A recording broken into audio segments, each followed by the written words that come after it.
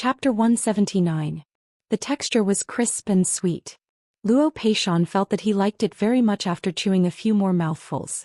Girl, where did you pick it? Do you have more? It was human nature to eat more if you liked it. Didn't I tell you to grab it from the monkey's mouth? At this age it was rare to have good teeth. The main reason was that grandfather and grandmother were good. Seeing them eat well, the younger generation would be happy. What about the 3-year-old child of a grandfather? It looks fresh. The skin is not broken at all. There is no mark of being wiped. Such a capable monkey is so stupid. How could a girl like you snatch it without any effort? Girl, don't belittle monkeys like this. Be careful that monkeys will come to you in groups. Luo Peishan laughed. The little girl was too tender to tease him. Where are your 2 maids? There were maids guarding the courtyard. There was no reason for her to do it herself. Master, the servants are here. Bai Xiao and Sister He came around from behind the bushes. Sister He was holding 2 branches with the fruit in her hand, and Bai Xiao was holding a bag with a large leaf in her hand. It could be seen that the sisters had a rich harvest in this short period of time. Because they already knew what kind of place they were heading to before they left, Jingwan and her 2 servants were dressed simply and tried their best to be as neat as possible. Even Jingwan only wore a string of Buddhist prayer beads on her wrist. As for other accessories, whether it was on her head, body, or even earrings, she didn't have a single one. The 2 sisters climbed the tree to pick fruits and stood there looking very pretty. Alright, the one who was useless was only this old fellow. Perhaps the weak little servant beside him was also included. Even if that was the case, a group of strong, thick-skinned and coarse-grown men are here. How could they let a delicate little girl do such a thing? The 2 sisters were a little speechless. Could they say that they volunteered themselves? Moreover, as maids they were so immature. Would they be thought that they couldn't serve the girl well and be driven away? He couldn't help but feel angry and nervous. Jingwan didn't care. She smiled and said, Grandfather Bai Xiao and Sister He were born in a family of hunters. They are used to living in the mountains since they were young. If it weren't for the accident, they might still be the same as before. Climbing trees to fish for eggs, picking fruits, breaking firewood, setting traps all over the mountains and wilderness, drawing bows and arrows to hunt prey, catching fish and crabs in the water. These were all child's play and they were exceptionally carefree and happy. Luo Peishan understood. If it was due to the slow growth of one's temperament would gradually settle down. Occasionally, one would feel nostalgic when thinking about that kind of life in the past, and would basically not have similar thoughts. However, if one was not a child and cut off one's original life due to external reasons, and suddenly changed from one environment to another, perhaps one would develop an obsession with the past. Normally, one might be calm and collected, but once there was an opportunity, it was inevitable that one would become restless and unbearable. The little girl Luo Peishan had never had any evil thoughts, so she waved her hand. There are no outsiders today, just play as you wish. They were all from the Luo family. If they played wildly, they wouldn't be afraid of ruining their image. As for the people sent by Jin Qinhuang, since they entered the Luo family's gate, then naturally they would be surnamed Luo. It didn't matter if they'd informed the original master. If you dislike my good grandson for being boorish, then don't marry him if you have the ability. Therefore, Luo Daren's resentment towards a certain person was still very deep. Sister He showed a pleasantly surprised expression. Even Bai Xiao's eyes couldn't help but brighten. Playing is playing, take it easy. Don't hurt yourself. Looking at those hands, it was clear that she had been pampered for a long time. Seeing the people around her happy, her own mood couldn't help but improve. Come, wash the fruits. Everyone have a taste. Bai Xiao went to pick some large leaves and washed them together with the fruits. This was natural spring water, so there was no need to worry about it being dirty. Then everyone who came out had a share. The others were fine, but Luo Peishan, that manservant, was somewhat flattered. Grandfather, did you mistreat him on a daily basis? Jingwan ate while smiling impolitely. Even if these were all family, but in any case they were still a group of men. Can't you be a little bit more reserved? Sweeping a glance, they were tactful. Each and every one of them was immersed in eating their own things. From beginning to end, their eyes didn't wander around, let alone stare unscrupulously. Not to mention the original guards, their character was not bad. As the people sent by an E, they knew how to be powerful. After a round of ruthless brainwashing, they knew the way of survival very well. Luo Peishan fiercely glared at the manservant beside him. Useless thing, losing face for him. A grown man, how could he follow him and see some of the world? In the end, he wasn't as generous as a girl who was smaller than him. Really, he had been raised in vain. The manservant was baffled by Luo Peishan's glare. However, because of Jingwan's words, he was somewhat embarrassed. Except for this little episode, the atmosphere was warm and harmonious. After eating, they continued to follow the direction of the stream. With Luo Peishan's permission, although Jingwan couldn't behave atrociously everywhere like Bai Xiao and Hei Mei, and after all, she was only exercising all year round and was still lacking in some skills, this didn't prevent her from having fun. From this side of the valley, she suddenly saw something on the opposite cliff and jumped over. In short, from the left cliff to the right cliff and then to the left cliff, there was a pile of messy things such as fungi, fruits, and even herbs. The result was that she seemed to have accidentally forgotten the reason why she came here. Because so far she had stayed in the valley for more than 2 hours and hadn't dug up a single flower seedling. Or it could be said that Jingwan didn't pay attention to it at all. Although the purpose of today's trip was most likely to be ruined, Luo Peishan wasn't angry at all. Compared to those things, he really preferred to hear his good granddaughter's wanton laughter and see her in high spirits. However, the culprit who drove the animals in the valley was still laughing complacently. Luo Peishan even wanted to cover his face. He couldn't bear to look at his good granddaughter. However, when he thought of the things he did at her age, Lord Luo coughed lightly and calmed down. That was nothing compared to what his granddaughter was doing. It was not worth mentioning at all. Also, because Jingwan and the others explored a wider range, they found some things that others hadn't discovered before. In fact, there were quite a lot of people in this place, including Emperor Luqing. At the bottom of the valley, on one side of the cliff, there was a paved bluestone road. It was rare to see a situation where only a family came out. Perhaps some ministers or girls came out together. Because of their status, they naturally wouldn't do anything out of line. However, there were quite a lot of people walking along the bluestone road. It seemed lively, but in fact the atmosphere was similar to a group of people strolling in a garden. It was very boring. Probably because he had long been tired of this way, Luo Peishan basically walked along the stream. Large and small stones were scattered and intertwined with each other. This road was definitely not easy to walk on. However, even if he walked at a snail's speed, Luo Peishan was still in high spirits. Jingwan and the others kept crossing, so he didn't worry at all that he couldn't keep up with them. At some point, Jingwan suddenly stopped. Bai Xiao, Sister Hei, listen. Is there a cat's meow? A cat's meow? The two sisters stopped and listened carefully. Both of them were martial artists and had once traversed the wilderness, so they were very sensitive to the movements of the wind and grass in the wilderness. They didn't notice it earlier. After all, even if they were just playing around, they didn't forget their job. Most of their attention was on Jingwan, so when they paid attention they immediately found their target. It was under 2 intertwined stones. The sound was weak and there were bloodstains outside. It was probably injured. Sister Hei stretched out her head to take a look. Miss, it's a mountain fox. Its leg is injured. Mountain fox? Wasn't that a leopard cat? Quickly take it out. The two sisters had seen mountain civet before. Although it was similar in size to a house cat, it was only similar. It was extremely ferocious and wild. Even if it was just a cub, its claws were very sharp. Ordinary ropes couldn't tie it at all. It could bite off the ropes in minutes. As far as Jingwan knew, leopard cats could even bite off iron chains. Therefore, she told Sister Hei to be careful and not hurt herself. Sister Hei was obviously good at dealing with mountain foxes. She easily caught the little thing. Is it still a cub? It looked so small that Sister Hei could easily hold it with 2 hands.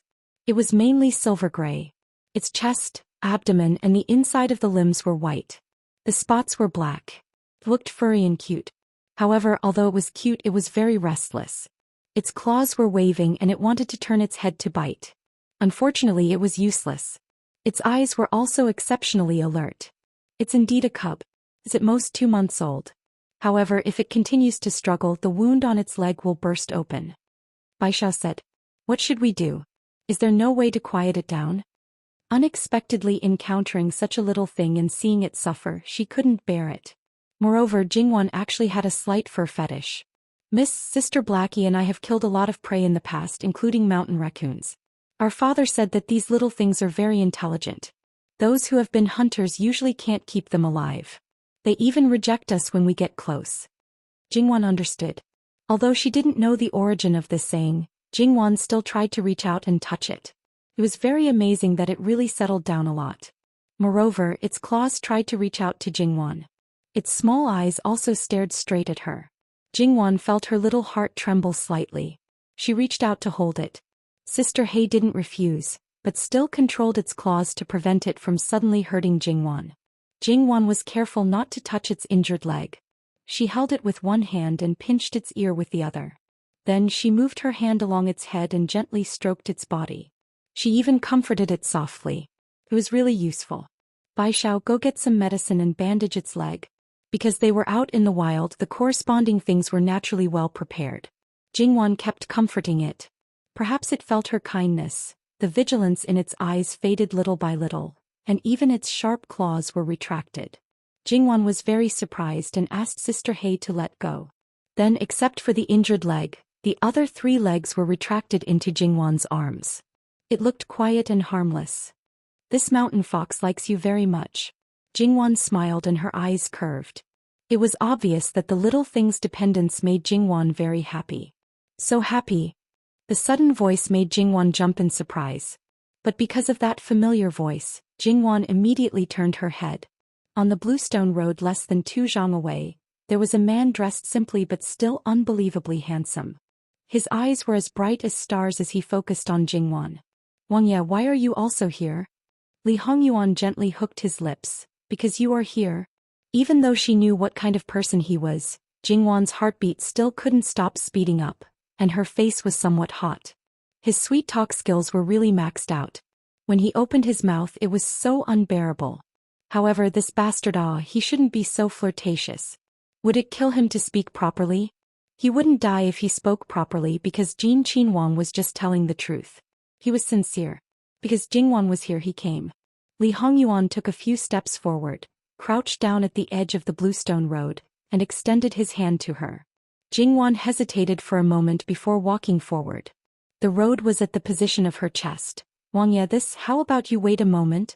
Li Hongyuan snatched the mountain fox from Jingwan's arms. That place was close to the position of Jingwan's chest. Speaking of which, he still had that honor, but a beast took the lead. Li Hongyuan grabbed it by the scruff of its neck and raised it in front of his eyes, looking at it with slightly narrowed eyes. The little thing first kicked around and this time all the fur on its body stood up. Its tail also stiffly stuck up and it kept making threatening sounds. But in Jingwan's ears, it sounded somewhat pitiful. Wangya, it's injured you. Li Hongyuan raised his hand and threw it behind him. Jingwan was startled. Just when she thought that it would meet with misfortune, that small body was firmly caught by the guard behind. Jingwan obviously breathed a sigh of relief. Seeing that Jingwan cared so much about the beast, Li Hongyuan's heart was naturally unhappy. He actually wanted to directly slaughter that beast. Speaking of which, it was so ugly there was no value in skinning it. But who let his wifey like it? Come up. This time Jingwan didn't refuse. She reached out and put it in his palm. It was still the same touch. It was reasonable to say that it was difficult for a lady from a respectable family to lift her foot and use it as leverage to climb up. It looked very crude, okay? Speaking of which, to get on a carriage there were 2 ladders. But as her fiancé he didn't care, so what else could other people say? So even if Luo Peishan happened to see it, he only chose to watch silently. No matter what this living king of hell did, you only need to watch and don't need to talk. He didn't do anything to his granddaughter, so Jingwan just stood beside Li Hongyuan and went to look at the little fellow. Li Hongyuan's eyes were covered with hostility. Originally he wanted to reach out his claws to Jingwan, but when he met her eyes he suddenly shrank back. Jingwan was stunned. She was being despised just by turning around. Chapter 180. Jingwan didn't give up and wanted to continue reaching out to hug it, but this time, the little thing directly burrowed into the guard's arms, as if Jingwan was a great demon king and the person hugging it was its salvation. It didn't even care about its injured leg. Seeing that its injured leg had obviously burst open again, Jingwan hurriedly withdrew her hand and even took 2 steps back. Then the little thing that was looking at her with its little eyes stopped struggling. Those pitiful little eyes in Jingwan's eyes seemed to be extremely happy. Jingwan was heartbroken. Was she so unwelcomed? However, it was clearly fine before, so it definitely wasn't her fault. Thus, those slightly accusing eyes fell on the guard. It's all your fault. At this time, the gaze directed at the little thing fell on an E. An E complained incessantly in his heart and his body stiffened. Miss Luo, great aunt, the culprit is behind you. Don't look at me. If you continue to look, Master will definitely chop me up. An E wished he could turn around and run away, but he didn't dare. He could only lower his eyebrows and restrain his eyes, standing motionlessly. Fortunately, Jingwan only looked for a while before withdrawing her gaze. She looked at the little thing with a bit of reluctance but didn't persist. She turned back and let Bai Xiao treat the little thing's wound. Li Hongyuan reached out and touched Jingwan's face. It's that little bastard who doesn't know what's good for him.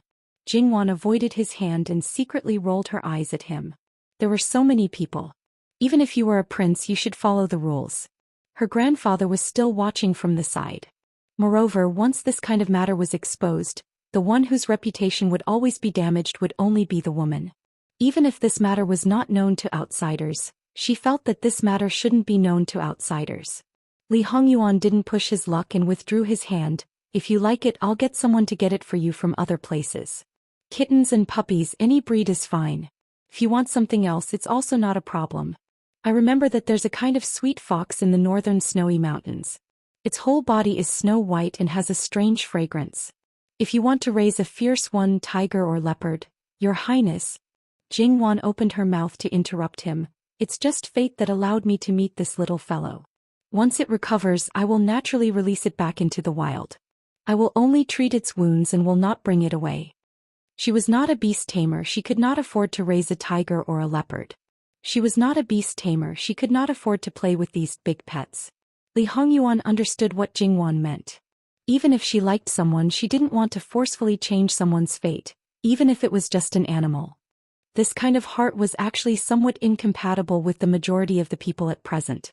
Not to mention the high officials and nobles, even the common people knew that if you had power and influence, you were a cut above others. It was a matter of course that you could easily control someone's fate. In his previous life, Li Hongyuan also knew that she wouldn't easily kill people. It was just that at that time he only felt that she was exceptionally compassionate. However, after suspecting Jingwan's origin, he became more and more curious about her initial life. However, this wasn't a matter of urgency. One day he would let Jingwan take the initiative to tell him. As for those little animals, since Wanwan liked them, naturally he would satisfy her. When the time came, he would send them to her hands. How could she be so heartless as to throw them away? However, before sending them to her, she must train them well and raise them in front of her. It didn't matter if they were teased by her, but if they dared to pounce on her, they would have to suffer a little. As a result, Jingwan ended up raising a bunch of pets in the future. As a result, the pets were only allowed to touch and hug them. She was the only one that was not allowed to hug them. Jingwan's mood was extremely depressed. It must be said that those little animals clearly liked her very much. When they saw her, they would rub against her feet. In the end, when she stretched out her hand, the speed at which they ran away was as if Jingwan wanted their lives. Of course, this was a story for the future. Let's not talk about it for now. As long as you're happy, said Li Hongyuan. Jingwan raised her head and looked at him quietly. He spoke so dotingly and was so thoughtful and considerate. Jingwan suddenly wanted to know where his bottom line was. Even if he treated her as a substitute, this word might not be right. He should just be transferring his affection. Under the circumstances of not giving her his true feelings, why not enjoy it? Because she always believed that feelings were mutual. Then, in addition to love, she could treat him as a close family. She could treat him as well as he treated her well. Because of the barrier between men and women, she couldn't do too much to him now, otherwise it would attract gossip. However, it didn't prevent her from keeping it in her heart until after their wedding. Well, because she didn't give him her love, then she wouldn't have the desire to monopolize him. Then she wouldn't care about how many women he had. According to what he said just now, as long as he was happy, it was fine. She wouldn't be sad. Jingwan's eyes brightened. She felt that this idea of hers was really too perfect. She didn't need to worry about the purpose of his every time he did something. No matter what he did, what he gave, it would be fine until the day he stopped. Wangye, do you want to come together? I think this place is quite fun. Saying that, she didn't wait for Li Hongyuan to respond and jumped down from the place she came up from. As she walked, she turned her head and said, "Bai Xiao, take care of the little guy's injuries. Whether you take him back to recuperate or release him, you decide." Following that, she smiled and waved at Li Hongyuan. At the age of 22 or 23 in her previous life, many people were still university students. It was the time when they liked to play. Although it could be said that the people nowadays were generally precocious, including Jin Qinhuang, who sometimes did things. It seemed a bit willful, even a bit mischievous, but it couldn't be denied that he was a mature man. It didn't matter if he played once in a while. Li Hongyuan naturally felt that Jingwan's attitude towards him was obviously a lot closer. It was no longer that kind of alienation, restraint, and etiquette. If it wasn't that the change was a bit too fast, he would have suspected that he had waited until the clouds parted to see the moon. Looking at the way Jingwan looked at him, it wasn't that he hadn't seen a woman infatuated with him, but it had nothing to do with Wanwan's eyes. Right now he still lacked a tacit understanding with Wanwan. He didn't know what she was thinking. However, being willing to be close to him could be considered a big improvement. Therefore, without hesitation, he directly followed. Except for an E, the other guards all followed. However, because Bai Xiao happened to be close, a burst of girl's fragrance entered his nostrils. It made the big man, who didn't dare to casually find a woman because of his special status, feel a bit strange in his body. He actually wanted to directly give this mountain fox to the other party and quickly leave. However, Bai Xiao said, "Hold tight." So an E could only continue to stiffen his body. And those brothers who left not only didn't have the code of brotherhood, they also smiled ambiguously at him. These people were destined to not be able to continue to serve their master. They shouldn't expect to marry and have children. Even if they went to the brothel to find a woman, they couldn't do it. If they wanted to marry and have children, there was only one situation. When they were no longer suitable to be a guard. Either they were injured, or as they grew older they no longer had the ability to do it. Basically, it was the former. If they really encountered that kind of situation, 9 out of 10 of them basically wouldn't be willing to marry a wife. Because their bodies were seriously ill, it meant that their lives wouldn't be long. Thus, why would they want to harm a good girl? However, if the princess consort wanted to find a husband for her personal maidservant, how could the master not fulfill her wish if she fancied him? It wasn't that they used this kind of method to get rid of their current position. In fact, it was more because this group of old bachelors, who were like their master and hadn't had sex before, suddenly had the opportunity to come in contact with a beautiful girl. The person involved might be shy, but the other brothers couldn't help but feel wretched in their hearts. It must be said that everyone around Li Hongyuan was like this. Naturally it wasn't. There were some special tasks that naturally required special methods. Thus, there were all kinds of special talents. For example, it wasn't normal for there to be experts in the brothel. Because An Yi's body was stiff, he strangled the little fellow. That cry was a bit miserable. Bai Xiao frowned and reached out to pat An Yi. "Why are you holding him so tightly? Loosen up a bit." Then An Yi let go and was scratched by the little fellow. Not to mention that his clothes were directly torn, he also felt a stabbing pain. Clearly, his arm also suffered a calamity. Unsurprisingly, Bai Xiao raised her head and glanced at him. It was clearly a very dull glance, but An Yi always felt that her left eye had trash written on it and her right eye had thing written on it. He really felt that he had lost a lot of face. The people who had already walked far away didn't care about the undercurrent between the two people. Under Jingwan's leadership, they continued their exploration. Of course, Jingwan didn't forget to turn around and remind her grandfather to be careful. Li Hongyuan also finally gave Luo Daren a look. His eyes were like an ancient well without ripples. On the contrary, Luo Daren was indeed furious. Especially since he once said that he wouldn't let his good granddaughter lose her chastity. At most he would just kiss and hug. Mother, wasn't kissing and hugging enough? How many people didn't even see each other before they got married? Therefore, few people looked forward to marrying their daughters and granddaughters into the imperial family. However, Luo Daren wasn't happy at all. The most important point was that this kind of son-in-law and grandson-in-law couldn't be beaten up. Li Hongyuan looked at Jingwan running around like a child, but he didn't say a word. He followed behind her very easily. When she wanted to pick something and was unable to do it, he would go forward and help her. As a result, Li Hongyuan completely took over Bai Xiao and little sister Hei's work. Whatever Jingwan said was what it was. "Wang Ye, look. Isn't that a tea tree up there?" Jingwan pulled his arm and said. Li Hongyuan looked down. It was indeed a wild tea tree. It wasn't very big, but it looked verdant and lush. Go get a basket. It was fine before, but this time Jingwan was scared by his tone. It was halfway up the mountain and the cliff was steep. Wang Ye, it's too dangerous. This subject's daughter was also a little surprised when she suddenly saw it. I didn't say I wanted to pick it. Aren't there vines on the side? It's easy to go up. It's fine. It's better not. It's really too dangerous. Jingwan shook her head disapprovingly. Li Hongyuan looked at her. Trust me. Jingwan opened her mouth but couldn't say anything. She had a feeling that he wasn't referring to the current situation. The basket was quickly brought over. Master, why don't you let this subordinate go down? As a bodyguard, of course, he didn't want to see him in danger. Li Hongyuan turned around and glanced at him indifferently. Say this again when you know how to pick tea. Chapter 181. Just as Li Hongyuan himself said, because of the vines, it wasn't difficult to climb up. Not only was it not difficult, he also maintained a natural and unrestrained grace. Purely in front of his wife, he was a male peacock showing off his gorgeous feathers at all times. Of course, because it was done too naturally, no one thought about it. They only felt that this person was born to be like this.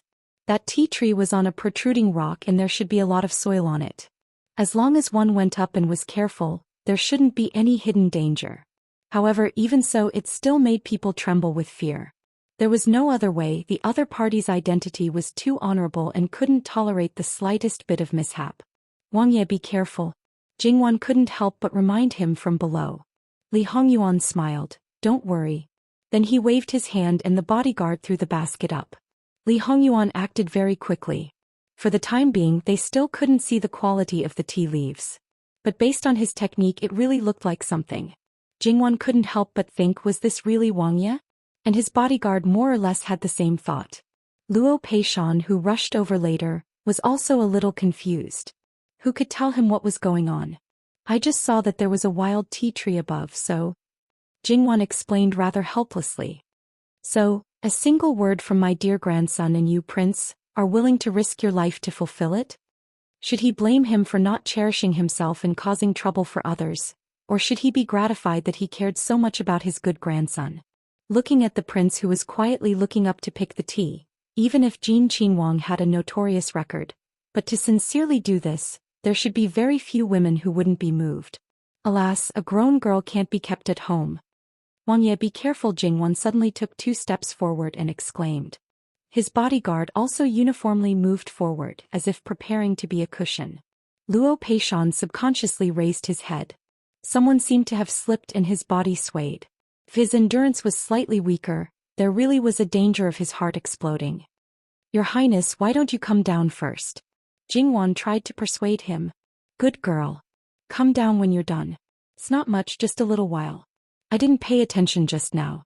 I'll be careful. Li Hongyuan said to Jingwan warmly while his hands didn't stop moving. His tone and attitude were simply outrageous.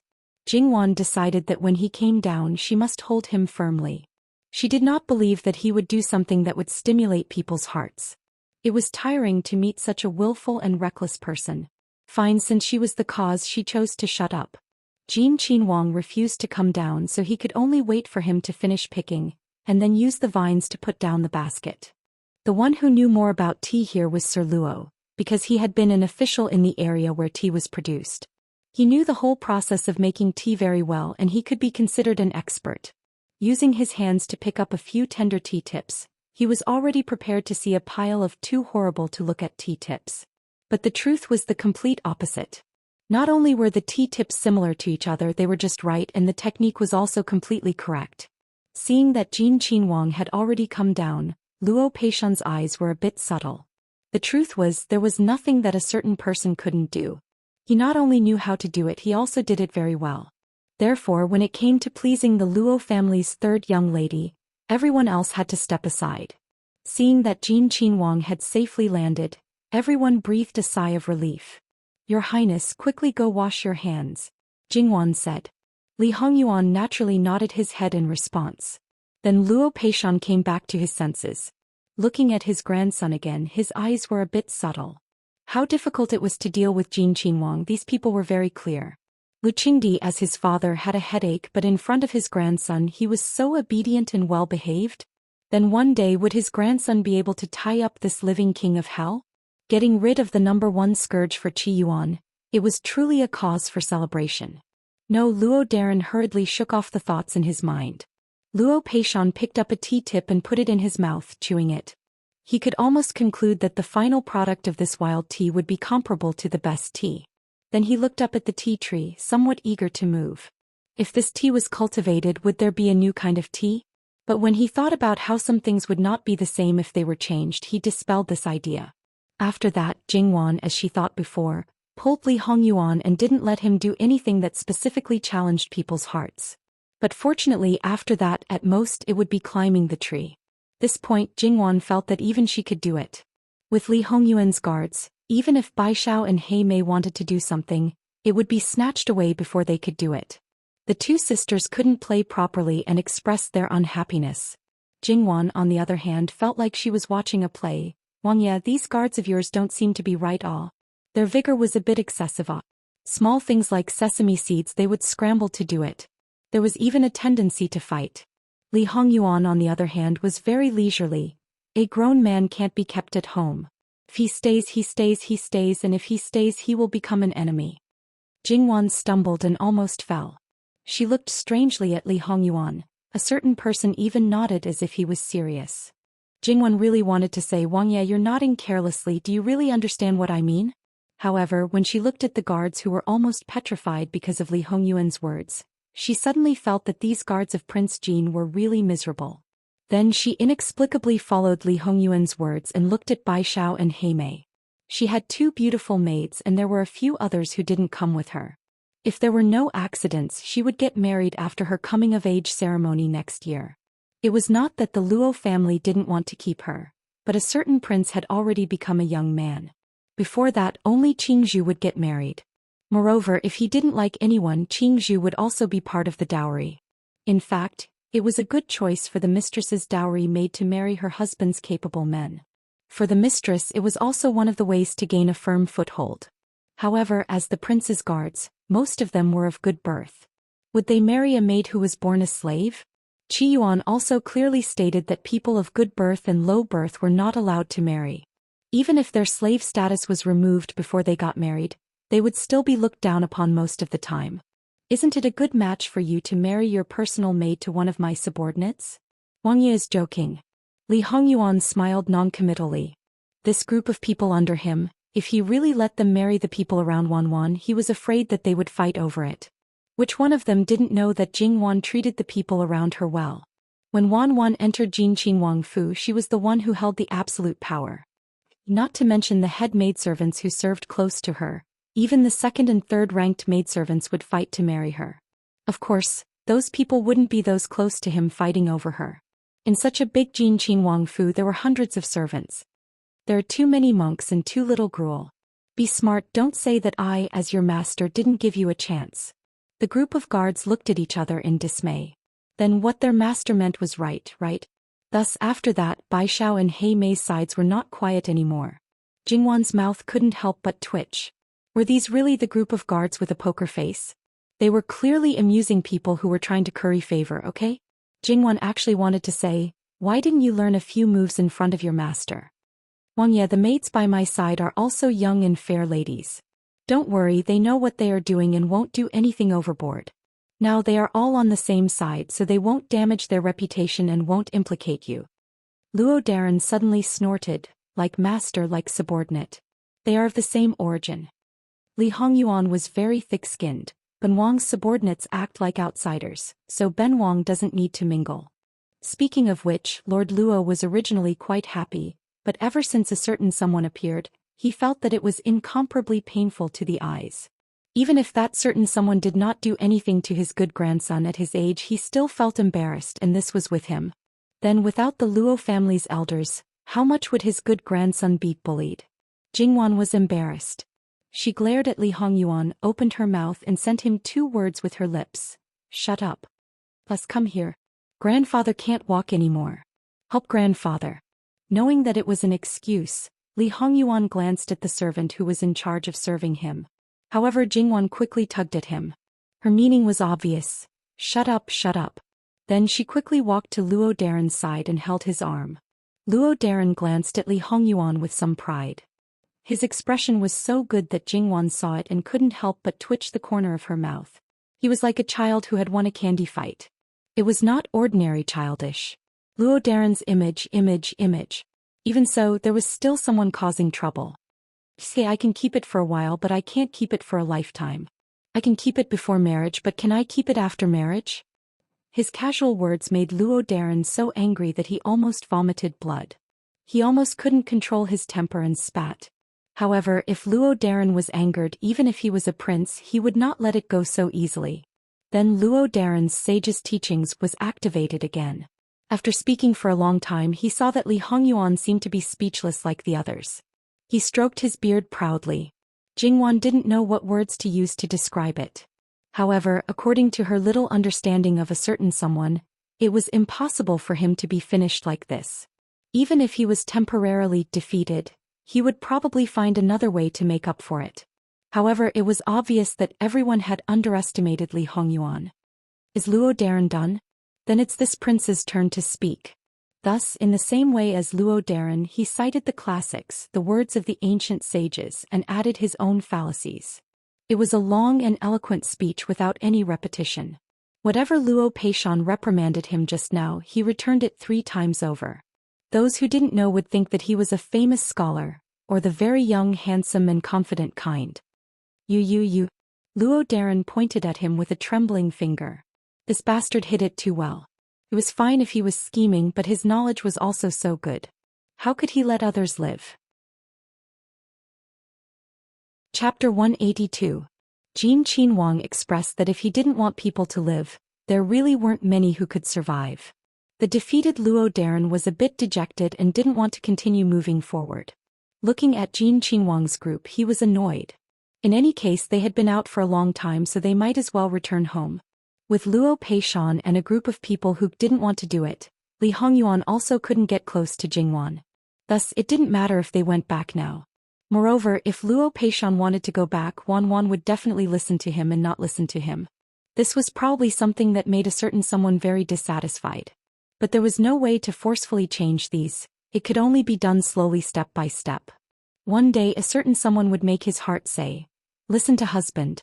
In reality, there was no need to haggle over who would listen to whom. After returning, Li Hongyuan didn't return to the temporary residence but went directly to the Luo residence. Even if he was vaguely sent off, a certain someone was thick-skinned and completely pretended not to hear. But the other person was a Wangye. Don't talk about driving him away. Even if it was a carriage, he could only sullenly walk behind. Jingwan refused to be in the same carriage as him and was still appeasing the very angry Luo Daren. Jingwan was also amused. Truly an old child. Even if grandfather was doing well in the officialdom, it couldn't change the fact that he was sometimes very childish. He wasn't narrow-minded and couldn't bear to see the younger generation stronger than himself. How could he be angered by Jin Qinhuang like this? It was said that this happiness or anger was because he cared. Could it be that grandfather actually cared a lot about Jin Qinhuang? Also, in any case, he was her future husband. As long as this kind of anger didn't really hurt his vitality and was full of vigor, perhaps he could be angry from time to time? Jingwan mischievously thought. Because Wangye had graced them with his presence, old Madame Luo naturally had to bring people to personally welcome him. However, Sun Yijia was still being raised and was a female of the same generation, so it was understandable that she didn't come out to welcome him. But Sun Lafuren had already left. Because Li Hongyuan didn't use the Wangye's honor guard, the whole process was just for show. He had already said that they were family, so there was no need to stand on ceremony. Since he didn't stand on ceremony, there was naturally no need to stand on ceremony with him. Everyone knew what Li Hongyuan was here for. However, they still left Luo Jingbo to entertain the guests. As for Lord Luo, he said that he was going to make tea and had no time to pay attention to him. Li Hongyuan didn't care about such a lack of manners at all. Luo Jingbo, who was left behind, felt very uncomfortable. This person's target was obviously his little sister and completely ignored him. He really wanted to slip away, but as an elder brother he couldn't feel at ease leaving his little sister alone with a living hell. Thus he could only brace himself and endure. However, the more he sat, the more awkward it became. Not to mention that Jin Wangye didn't even give him a single glance. From beginning to end, that gaze was on Jingwan's body, gentle and affectionate. It made him, who was already married, feel unbearable. Luo Jingbo even had a feeling that if Jin Wangye didn't admire his little sister, he would rather die. Although, as an elder brother, it was natural for anyone to admire their little sister. But when this person changed to Jin Wangye, it was still a bit unreal. Jingwan saw that her elder brother was clearly sitting on pins and needles, but still refused to leave. She was also helpless. Third brother, go and see sister-in-law. There were so many people here, Jin Wangye couldn't possibly do anything to her. Luo Jingbo was about to sternly refuse. Wangye was a guest, how could he neglect him? Third brother, go. Not to mention that you didn't neglect him, it was that he didn't pay attention to you at all. Then Wangye finally gave Luo Jingbo a look, still not leaving. Luo Jingbo silently got up and left. Seeing that Luo Jingbo seemed to have suffered a blow, Sun Yijia was quite surprised. What happened? Luo Jingbo showed a hopeless expression and shook his head. Sun Yijia raised an eyebrow. Jin Wangye already left? No. Sun Yijia's eyes turned, at Wan Mimi's place. Luo Jingbo glanced at her and didn't say anything. However, Sun Yijia understood his gaze. Don't ask, don't want to say. If he didn't want to say, then all the more she had to ask. He was bored right now. Her brows wrinkled, showing a worried expression. Could it be that something happened? Of course it's nothing, what could happen? But Jingbo, it's clearly written on your face that something happened. If you don't say, wouldn't it make me more worried? She was currently avoiding worrying, anxious, angry and other emotions that would harm her body. Don't think too much, I'll tell you. Sun Yijia immediately showed a bright and beautiful smile. How could Luo Jingbo not understand? She was sure that he would do whatever she wanted. You all. He was completely at his wits' end now, but there was one more person. It's really nothing. Luo Jingbo just told her about his future brother-in-law's attitude towards his younger sister. And he only stated it from an objective point of view. There was no emotion at all. After Sun Yijia finished listening, she was silent for a moment, then suddenly laughed. Isn't that a good thing? In the past, when Jin Wangye doted on someone, it would always cause an uproar. But now, even if he gets close to Wan Mimi, it's in private. Those who know are his own people, so he doesn't have to worry about ruining Wan Mimi's reputation. Wan Mimi is married and will be the Jingfei. To be able to obtain Jin Wangye's affection, it's naturally far better than his indifference and even disgust. You're right. I just can't stand that feeling of being completely unnecessary. Sun Yijia looked at him teasingly. If you can't stand it, why didn't you leave earlier? You're still worried that Wan Mimi will be bullied? This is the Luo family's temporary residence, and there are so many people serving here. So you're asking for it? Luo Jingbo was speechless. Wasn't he asking for it? He clearly knew that he wasn't welcome, yet he insisted on being a hindrance.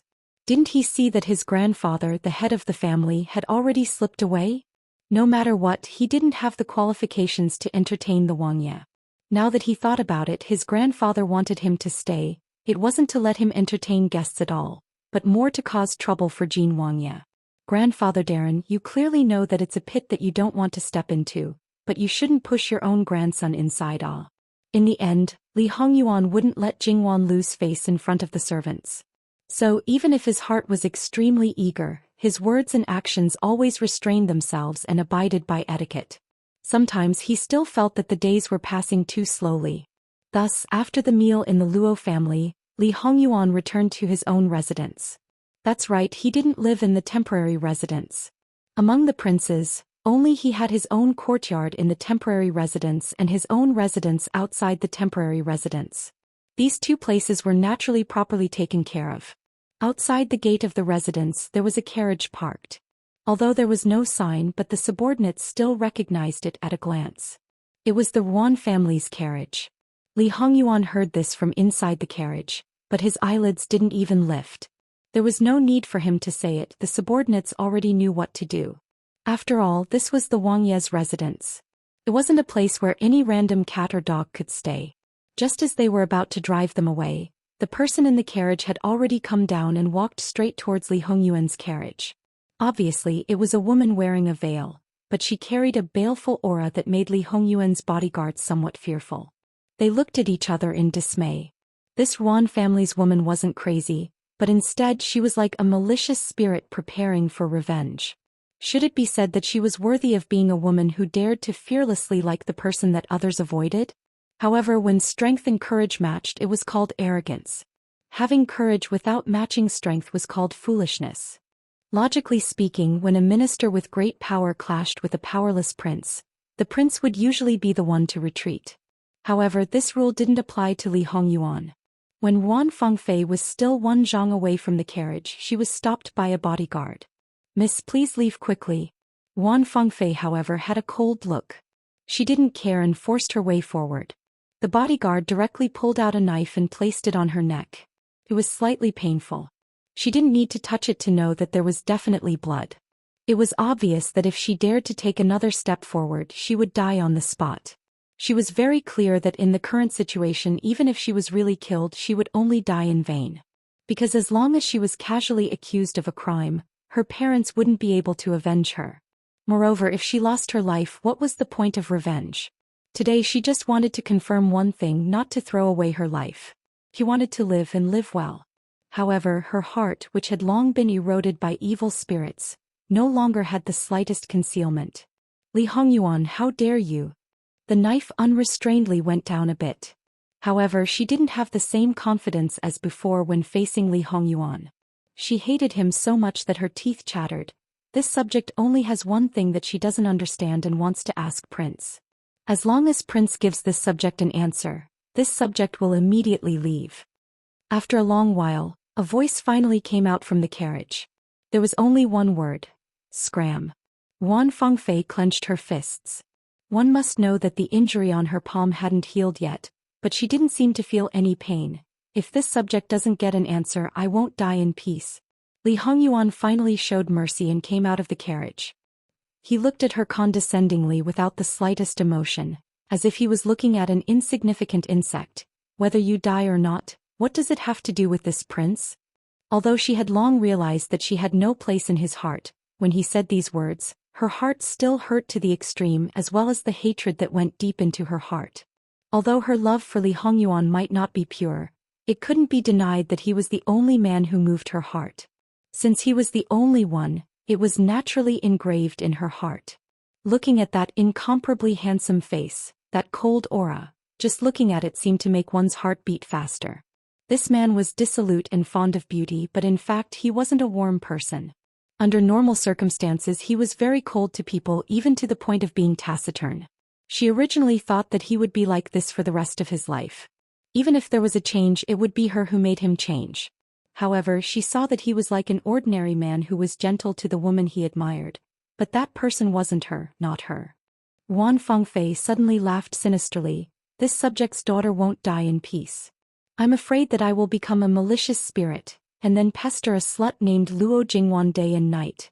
Wan Fengfei swallowed back the words she was about to say. This was because Li Hongyuan had suddenly gotten off the carriage and rushed forward to grab her by the neck. He did not show any mercy at all. The only part of her face that was exposed to the outside instantly turned red. The color of blood slowly faded and turned a little purple. Her hand wanted to pry his hand away, but it was tightly clamped by his guard, unable to move.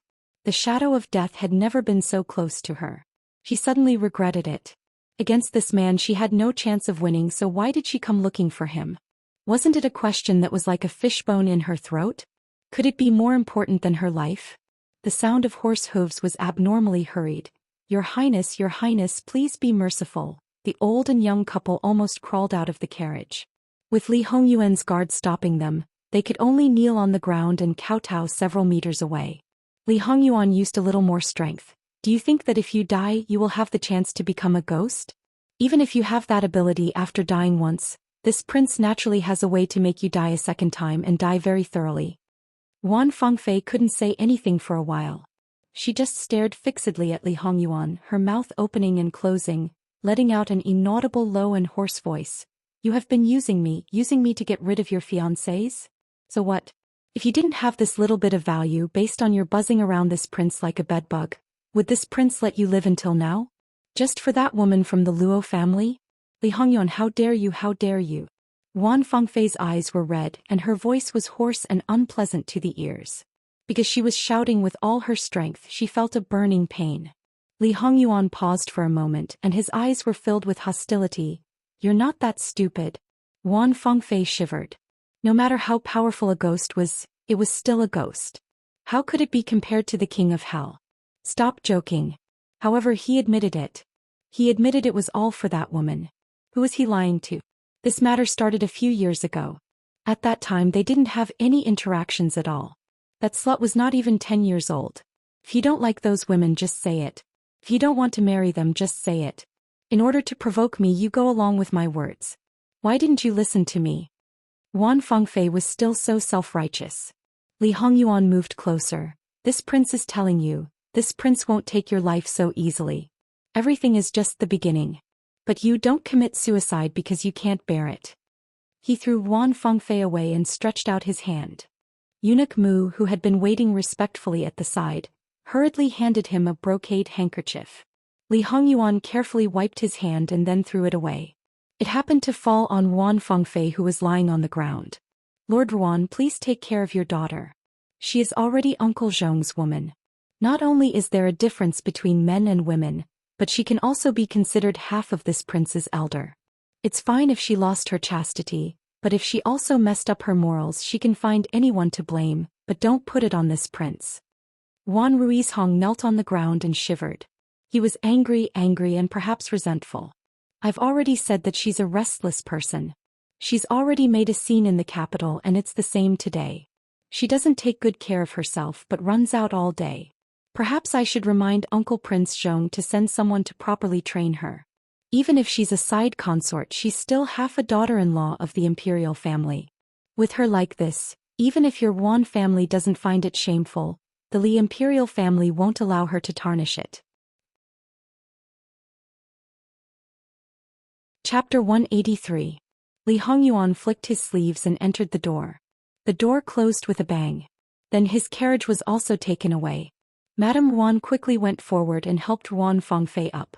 However, someone was cruel and unscrupulous. She directly slapped her mother's hand away and struggled to get up. Perhaps some people felt that she had been deeply hurt. However, some people saw the coldness and ruthlessness in her eyes. There was also a strong hatred that could not be dissolved.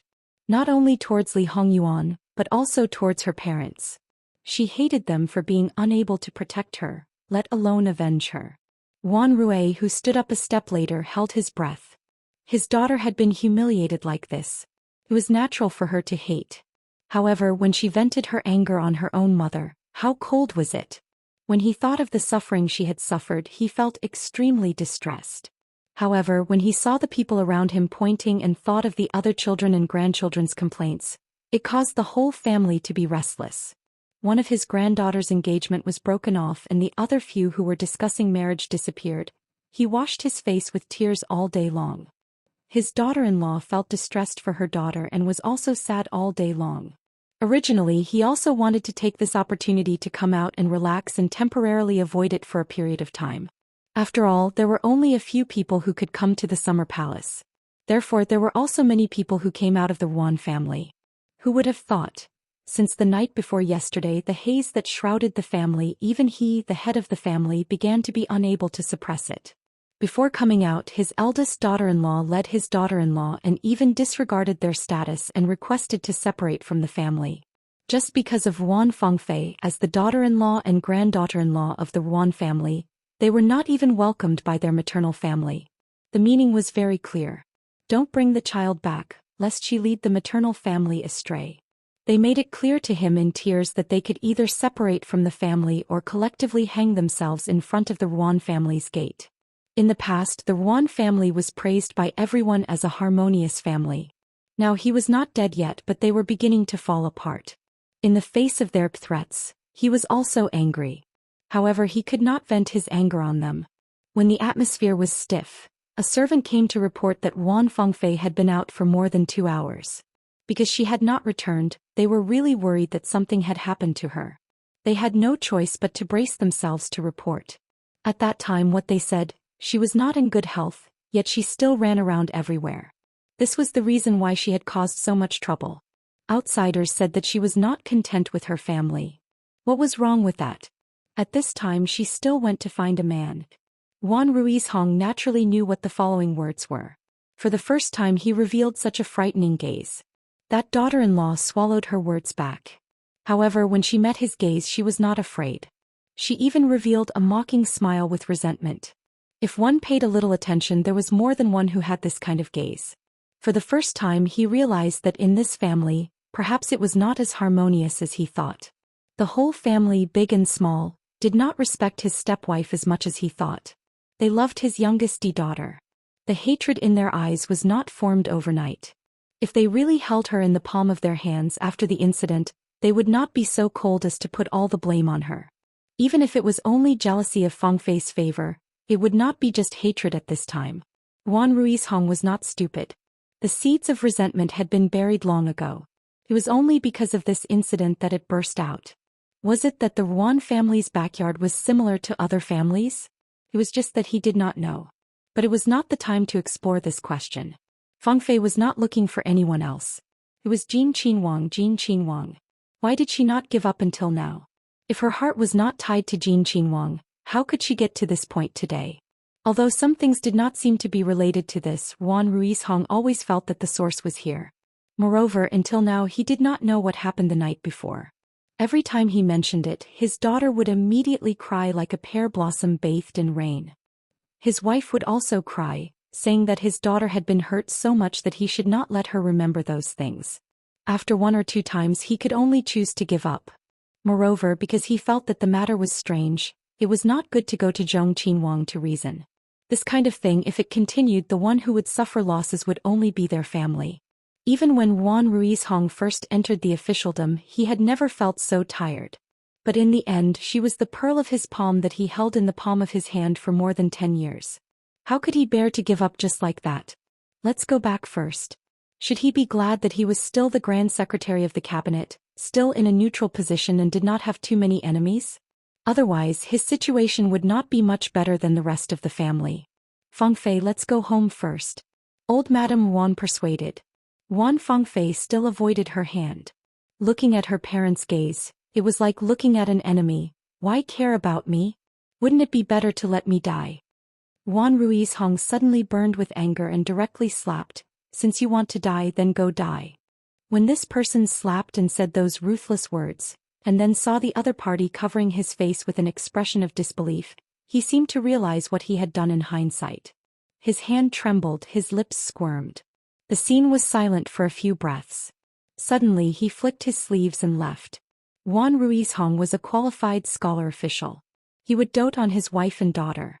The premise was that the family was harmonious and the Juan clan was prosperous. But now, to say that he did not blame his daughter who made the Juan family like this? That was simply the biggest joke in the world. It was just that before his tender love had taken the upper hand and he himself was not aware of it. Once it exploded, in addition to the disturbance in the family, Feng Fei's mistake would be infinitely magnified. Her position in his heart would drop again and again. Old Madame Juan probably did not expect it to be like this. But this slap made her heart tremble even more. What kind of man was this man? She was very clear. Juan Ruiz Hong had always been good to her, but she neglected it. Now it was like a basin of ice water was poured over her head. Even though it was June, it was still cold. Seeing Feng Fei's gaze that seemed as if she couldn't wait to eat someone, she suddenly covered her eyes and whispered in her ear, "Feng Fei, that's your father. Without him you are nothing. Without his protection, don't even talk about Jin Qinhuang humiliating you. Any random cat or dog can trample on you. It's true that you are his beloved daughter, but compared to the entire Juan family, you are nothing." Feng Fei pulled away her mother's hand. In her eyes, the ruthlessness disappeared completely, leaving only tears and the grievance after being slapped. "Mother, good daughter, don't cry, don't cry. Your father is only, don't cry." Old Madame Juan pulled her and chased after them. It was clear that they wanted to sit in the same carriage. After getting on the carriage, Feng Fei directly knelt in front of Juan Ruiz Hong. "Father, daughter is wrong. Don't be angry. Daughter is only. As she spoke, tears rolled down one by one. How could he be so cruel? "Father, this is the last time. Daughter will not miss him in the future. In the future, daughter will stay at home obediently and not go anywhere. Can you forgive daughter this time? It doesn't matter if you don't forgive. Just don't be angry and don't hurt your body. Father. Originally he already regretted that slap. Seeing her like this, his heart naturally softened. Fangfei father hates all, really hates all. Father, I'm sorry. It's all daughter's fault. It's all daughter's fault. Regardless of what happened here, after Li Hongyuan entered the courtyard, Mu Gonggong, who could not go out with him this time, quickly served tea. When Li Hongyuan drank the tea, Master, the person has returned. Let me have a look. Mu Gonggong paused. Master, how can you not look at such a filthy thing? Yes. The person who came back was naturally the person who stayed in the village to deal with the aftermath. And the thing he brought back was naturally the head of some people. It was not the head of an important person. Li Hongyuan wanted to see it purely because he was very bored. In order to be convenient to carry, each head was put in a medium-sized box. Mu Gonggong resisted the nausea. Although he was also the master's lackey, he was a close servant. He had never seen such a thing at such a close distance. After just a glance, he quickly looked away. However, he could not make too big of a movement. There was always a little shadow in the corner of his eyes. The more he wanted to ignore it, the more he could not. He almost had a feeling of collapse. Li Hongyuan's expression did not change. 6 people. It's a big investment. Although Li Hongyuan didn't place his men in the Ruan family's backyard, he still had a basic count of the number of guards who were trained to be secret guards. There were more than 30 of them. It wasn't a lot, but it wasn't a small number either. Any more and it would easily attract attention. Naturally, he didn't bring all of them with him on this trip. After all, many people weren't in the capital and it was easy to get things done. He only brought 16 of them, which was less than half of the total number. During the assassination he lost 3 and now he lost 6. That was to say there were only 7 left. Well, maybe he could count Madame Ruan in. Moreover, there might be some among the maidservants who were trained. If they didn't have these, there was nothing to be afraid of. Old rules. Li Hongyuan said indifferently after hearing about the general situation. Speaking of which, there were over 1,000 people in the village. If they were to kill them openly, no matter how powerful they were, they would only be chopped into pieces. The simplest and fastest way was to drug the water at the right time and then set a fire at night. The geographical location of that place was special enough. Even if half the sky was red at night, no one would know. However, it was a pity that before the medicine could be used, it had already been wiped out. Since they had already started, they would not give up easily. She would lose as many people as she took out, including those who stayed in the capital. Naturally, they would not be spared. Without these people, he wanted to see what that woman could do. Without that woman at the back, Ruan Fangfei would probably be like an ant struggling on the verge of death. After they left, Master, the people in the west have also arrived. https://11/11807/6653186. Mobile edition. Chapter 184. With Li Hongyuan's order, the man was quickly brought over. The man who was tied behind his back was blindfolded. He had probably been washed before, so his clothes were clean and tidy. Although he did not take good care of himself, even without looking at his eyes, it was obvious that he was a little dispirited. However, it could still be seen that Zhang Xiang was handsome. Even though he was thin, there was a hint of strength in him. His leg was kicked and he knelt on the ground with a thud. The man did not resist. Instead, he felt a sense of relief as if he had finally met his target. He was caught for no reason, and then it could be said that he did not know whether it was day or night. It could be said that the horse did not stop all the way. At first, he roughly estimated the direction, the distance he traveled every day, and thought about who wanted to catch him and why. However, he was thrown on the back of a horse like a sack of goods. He was not young to begin with, so he could not bear such torment. Besides that, those people did not do anything to him, so he was too lazy to think so much. However, the target was still so far away, which was beyond his expectations. The black cloth in front of his eyes was removed. Because it was indoors, the light was not strong. Although he felt uncomfortable, it did not last for long. Then he finally saw the man sitting on the main seat a few steps away. Then he was stunned. Although he was sitting casually, he reflected his grace and nobility from head to toe. He seemed to be emotionless, but he had a dignified aura. Even if he was only dressed in linen, No one would think that he was an ordinary person. However, what really made the man stunned was not this but that face. He thought that he had forgotten it, but when he saw that similar face he realized that not only did he not forget it, but it was more like an indelible mark was carved by a knife day after day. Hua hua hua hua. After being stunned, the man seemed to have broken down. He repeated this name repeatedly and tears fell like rain. The more he cried, the fiercer he became. He even looked like he was about to burst into tears. His body could not support it, so he bent down and pressed his forehead against the ground. Li Hongyuan narrowed his eyes slightly. It seemed that his previous guess was wrong. He knew that Momo was his birth mother's nickname. This nickname was usually used by people who were very close to each other, such as elders to juniors or between husband and wife. This man's reaction didn't seem like a blood relative. Although he had never heard anyone say it, Li Hongyuan knew that his appearance was more like his birth mother's. However, ever since he had grown up and gotten rid of his androgynous appearance, no one had ever said that he looked like a woman. His face was not feminine at all. It was a novel experience to hear someone shout a woman's name at him. However, it was a little annoying to hear a man howling like this.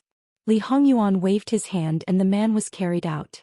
Not long after, he was brought back. He had stopped crying, but from his chest up, everything was wet. It was obvious what had happened to him just now. He was forced to kneel on the ground again, but he couldn't help but stare at Li Hongyuan in a daze. Those who didn't know would think that this man was fond of Nan Feng and dared to have designs on Jin Qinhuang. Ha! Li Hongyuan chuckled. The man woke up as if he was struck by lightning. This person was obviously still the same person. Even his sitting posture hadn't changed, but the feeling that he gave people was different. The power that made people unable to breathe, the thing that was similar to his memory, was smashed to pieces. Terrifying, shocking, it made people tremble in fear. Li Hongyuan gently tapped on the armrest of the chair. It seems that you're awake. The man's heart was complicated. His lips moved as if he wanted to say something, but not a word came out. You should know who Ben Wang is. If he really cared about his birth mother, there was no reason not to know her son. 6th Imperial Son, Qin Wang, title Jin. The man slowly spat out 9 words. Li Hongyuan nodded. Then tell me who you are. Wang Ye did not hesitate to invite this commoner from thousands of miles away. But you don't know who this commoner is? The man suppressed all the emotions in his eyes and became calm, with a "who are you trying to deceive" look. Li Hongyuan's mood at this time could be considered good and didn't do anything. Not only that, he appeared particularly honest. I really don't know. I thought it was someone from the Pei family. With Li Hongyuan's change of face, the man really couldn't figure out his true temperament in a short time.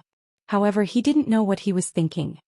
This commoner's surname is Min, given name Yu Han, the present Imperial Gui Fei's ex-fiancé. Full of malice. As if they heard something incredible, some of the people listening had numb expressions. Unfortunately, Li Hongyuan didn't have any reaction. A little disappointment flashed through the man's eyes. When the present Qinhuang was a Qinhuang, he went to Jiangnan on a mission and fell in love with the daughter of the Pei family. The relationship between the Li royal family and the Pei family has never improved. In addition, the legitimate daughter of the Li royal family is not a concubine, but this woman insisted on having her own way. She would rather exterminate the family to choose her lover. Nonsense, the man's liver and guts were torn apart and his eyes were red. He's just a lecher who uses his power to bully others and kidnaps women. Wan Wan and I were childhood sweethearts and we were just a few days away from getting married, just a few days. That despicable and shameless villain used the Pei family and the Min family to blackmail her. Wan Wan was kind and couldn't bear to see the two families suffer, so she gave herself up and gave herself to that villain. She was clearly the legitimate daughter of a noble family and couldn't be more honorable, but she had the reputation of being exterminated from the family. Then, without a name or surname, she entered the capital alone and entered that cannibalistic place. Don't listen to Min Yuhan's mournful words. In fact, Li Hongyuan didn't feel anything. Not to mention that when he was born, his mother was already dead, so he didn't have any feelings. Even if his old man kidnapped someone, he didn't feel that it was wrong. If it was him or Wan Wan, it would be best if they could achieve their goal peacefully. If they couldn't, not to mention the two families, he would destroy the whole world. From this point of view, he was definitely Lu Qingdi's seed, and the student was even better than the master. However, he wouldn't change the identity of Wan Wan like his old man. No matter how high Wan's birth was, he would let people know clearly who he was holding in the palm of his hand. Of course, he was completely different from his old man. Wan was also the same with his mother. There was no comparison. It is indeed a cannibalistic place, but didn't she die in a few years? Hearing him speak so coldly as if he was talking about an unrelated person, the anger and hatred seemed to materialize. You caused her death, but you don't feel guilty at all. You are indeed the one with the surname Li. You are rotten to the core. Li Hongyuan didn't take it seriously. So you also believe that she died of blood loss due to dystocia? Min Yuhan was stunned. What do you mean? What I mean is that she was strangled to death by her husband. After she died, this prince was cut out from her stomach by her husband. Don't talk about her glory when she was alive. After she died, there was a big cut on her body. Isn't it very pitiful? Li Hongyuan said with a casual smile and malice towards Min Yuhan. Min Yuhan widened her eyes in disbelief, but she didn't doubt Li Hongyuan's words. Her heart was about to explode. Why? Since he tried so hard to get her, why didn't he cherish her? Why didn't he dote on her and protect her? Why did he kill her with his own hands? Why? He originally thought that at least she was living a good life. Then even if he was in heart-wrenching pain, he would at least have a little peace of mind. She didn't have a noble status, but she was already an imperial noble consort. After she passed away, her son was greatly favored. He thought that these were all evidence of her good, but it turned out that, why? It's probably because of you. Min Yuhan felt as if he had been struck by lightning. Lu Qingdi snatched her, so he naturally knew of your existence. And according to what you said, you were in love with each other. Do you think that Lu Qingdi didn't have any grudges in his heart? The harem is a place where there are a lot of disturbances. Once you are caught, you will most likely lose your life. In her previous life, she heard from Imperial Consort Su that it seemed that something that shouldn't have appeared by his mother's side had caused his father to be especially suspicious. Logically speaking, if he suspected another man, his father wouldn't have lost his mind and killed him. After she was pregnant, did you go to the capital and try to contact her? Min Yuhan's face stiffened and the corners of her mouth twitched. Okay, she actually guessed correctly. With his father's character, he dared to do such a thing. Was he courting death or was he courting death? I didn't want to see her and she didn't want to see me. I only asked someone to pass her something and she sent me a letter. She told me that she was very good and asked me to find a good girl to start a family with. Then she asked me to leave the capital and never go back. Min Yuhan seemed to have lost her soul as she muttered, "In the end, was I the one who harmed her? Was I the one who harmed her?" Harem was easy to say, but it was also difficult to say the least. It depended on the person and the situation. His mother's situation was absolutely impossible. It seemed that his father had never suspected his mother of being unfaithful. It was just that he had treated her with all his heart for a few years. In the end, she still had another man in her heart. 9 out of 10 men would probably explode. It was very common for someone to fan the flames and do something irrational in a moment of impulse. Chapter 185. Li Hongyuan saw that his soul seemed to have left his body, and his vitality seemed to be leaving his body little by little. Even if he were to say that he would die here, it probably wouldn't be a strange thing. However, these were not within the scope of Li Hongyuan's consideration.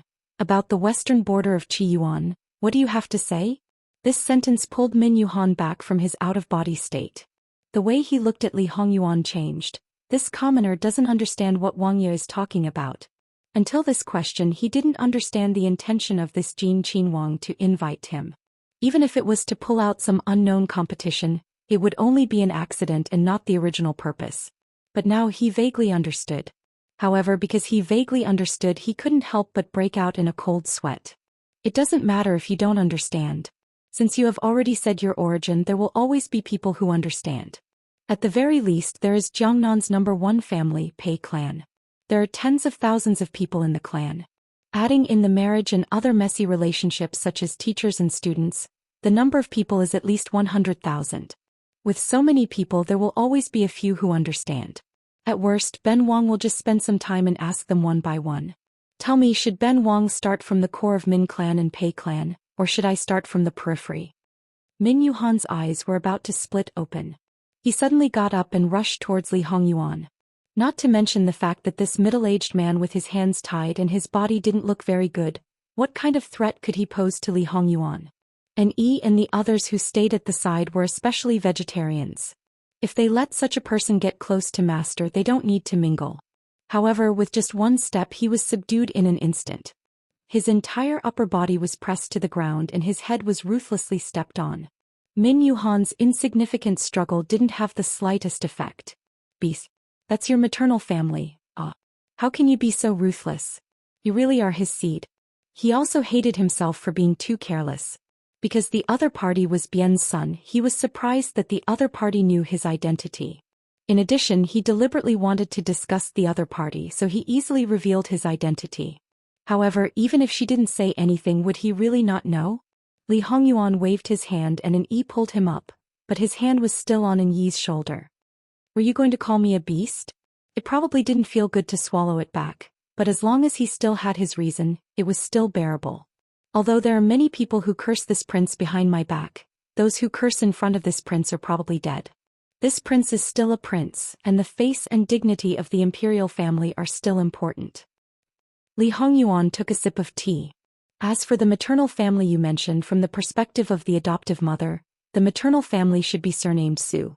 However, this prince has never been interested in the Su family. From the perspective of the biological mother, she was an orphan, so where did this maternal family come from? For more than 20 years, this prince hasn't even seen the shadow of the Pei family. Now that you've stirred up trouble and implicated the Pei family, you have the nerve to claim kinship with this prince. How many people have called this prince shameless? Obviously, this prince thinks that he is far less shameless than you people. Li Hongyuan was still undisciplined, but Min Yuhan's face was like a color palette, exceptionally wonderful. It wasn't clear whether she was more embarrassed or angry. The Pei family, not to mention Jiangnan, even in the entire Qiyuan, is considered the most powerful family.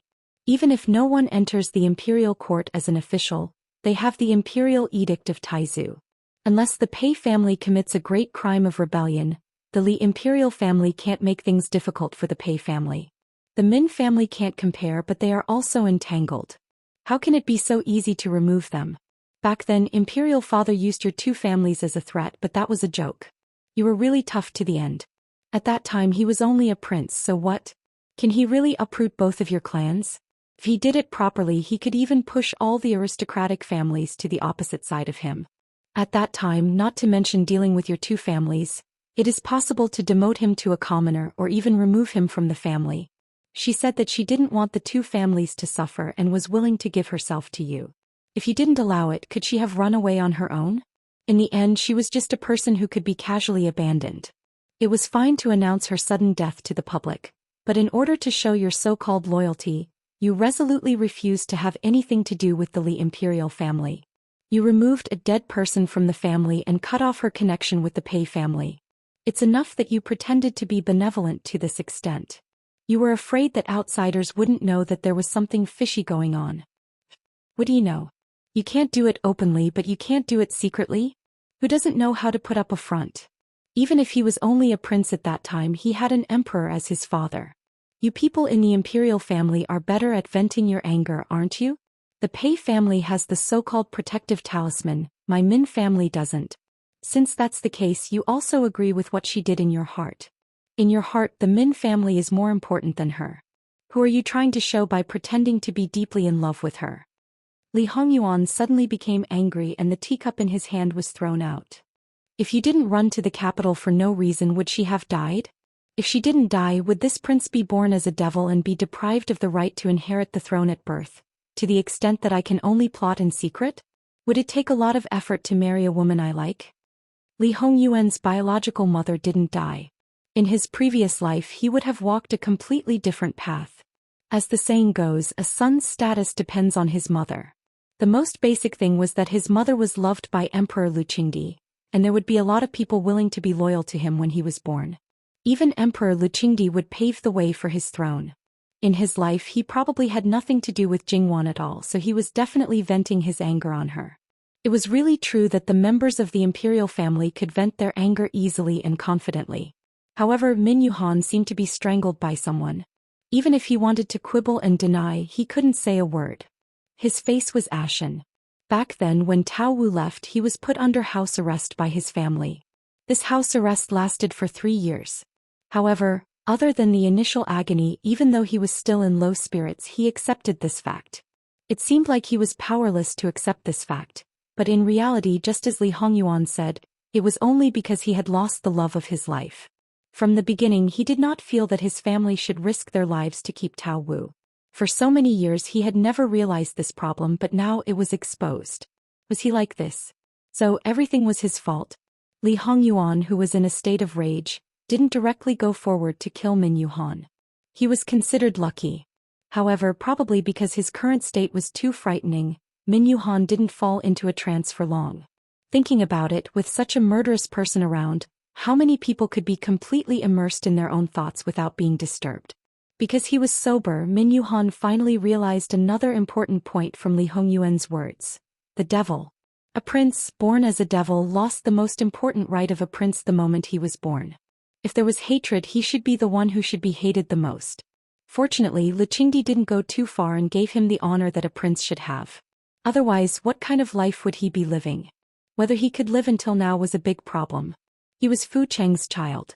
When he thought of him living such a life, he suddenly felt extremely distressed. Because he knew that it wasn't Li Hongyuan who killed his mother, and the other half of his bloodline came from the enemy who killed his mother. The hatred that he originally had for Li Hongyuan collapsed. At this moment, Min Yuhan was unprecedentedly sober. He had been muddle-headed for so many years, and at this moment he seemed to have finally found his goal. Fu Qing, I will do my best to help your son get everything he wants. Then I will look for you. Because his mentality had changed, the way he looked at Li Hongyuan had also changed. He was not even affected by Li Hongyuan's terrifying aura. Instead, he looked at Li Hongyuan with the affection of an elder towards a junior. He even fantasized that if Momo married him, Li Hongyuan would be his son. Therefore, after Li Hongyuan calmed down, he clearly saw that the way Min Yuhan looked at him was getting weirder and weirder. From the initial affection, he didn't know what his imagination was, but later on there was even a bit of pity. Even Li Hongyuan couldn't help but raise his eyebrows. Then he sneered. One must know that he had never seen such a look from imperial concubine Su. Who was Li Hongyuan? Did he need others to pity him? To be honest, Li Hongyuan didn't think that he could understand the thoughts of people like Min Yuhan. Originally, he didn't intend to let him live after letting him know something that he shouldn't know. But now perhaps he could reconsider. Take him away and let him wake up. Just looking at him now was annoying. The ground was quickly cleaned up. Eunuch Mu personally took the initiative. What devil? He didn't hear it at all.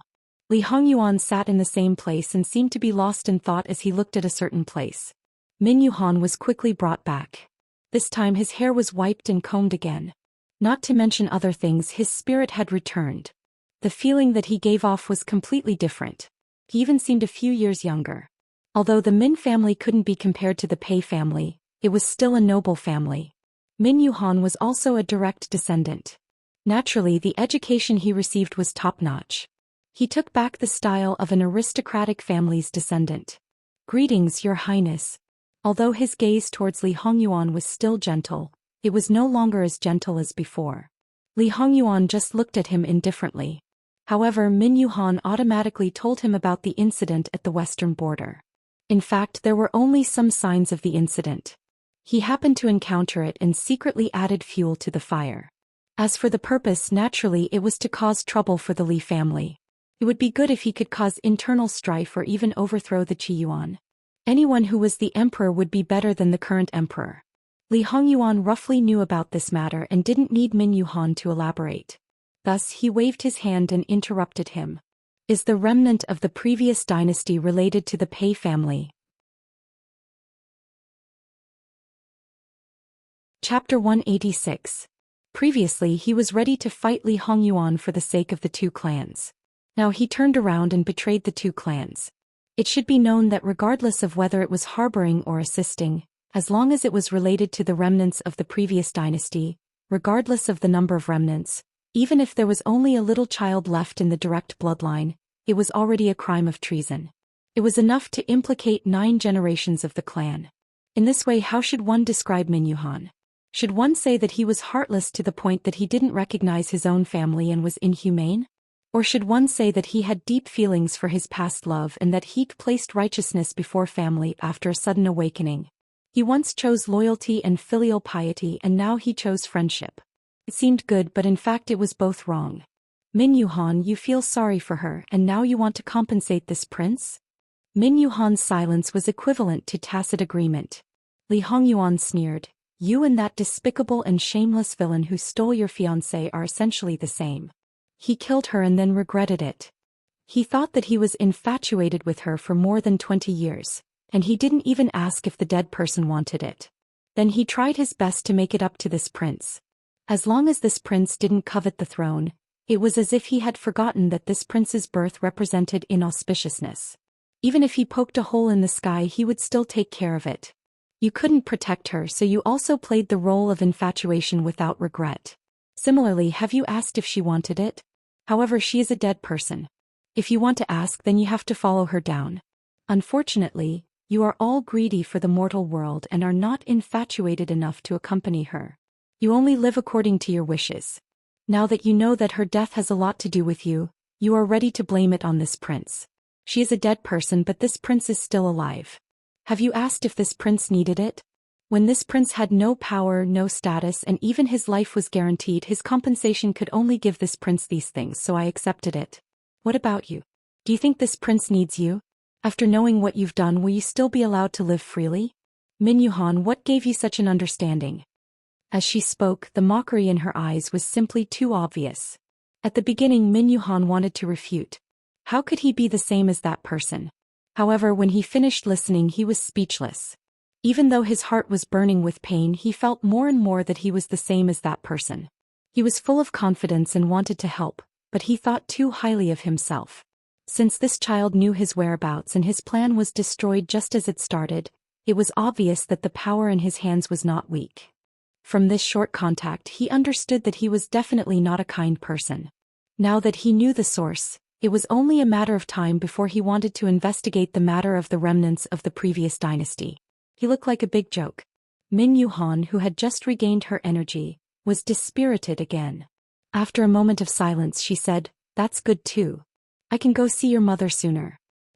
You don't care about Pei clan and Min clan anymore? I don't care. I can't care. It's not up to me to care. All these years I have only used the surname of Min. They expected better from me and scolded me for indulging in love all day. I really don't have the heart to do anything. What Min Yuhan didn't say was that perhaps the Min and Pei families had a close relationship through marriage for generations. There were many officials in the Min family, but there were very few who reached the third rank and above. Obviously, it was because of the relationship with Pei family that they were suppressed. As for Pei family as the richest family, it looked like they had a huge network of connections. However, when it came to interests, because they didn't have power, Pei family couldn't have the absolute right to speak. This was a great humiliation for the richest family. Thinking back to the unlimited glory of the previous dynasty, compared to the current situation, they had long had enough. Due to the ancestral teachings, they couldn't enter the officialdom. Therefore, the best way was to change the surname of the emperor. Could be something else, but it could also be Pei. How could the Min family not have such restlessness?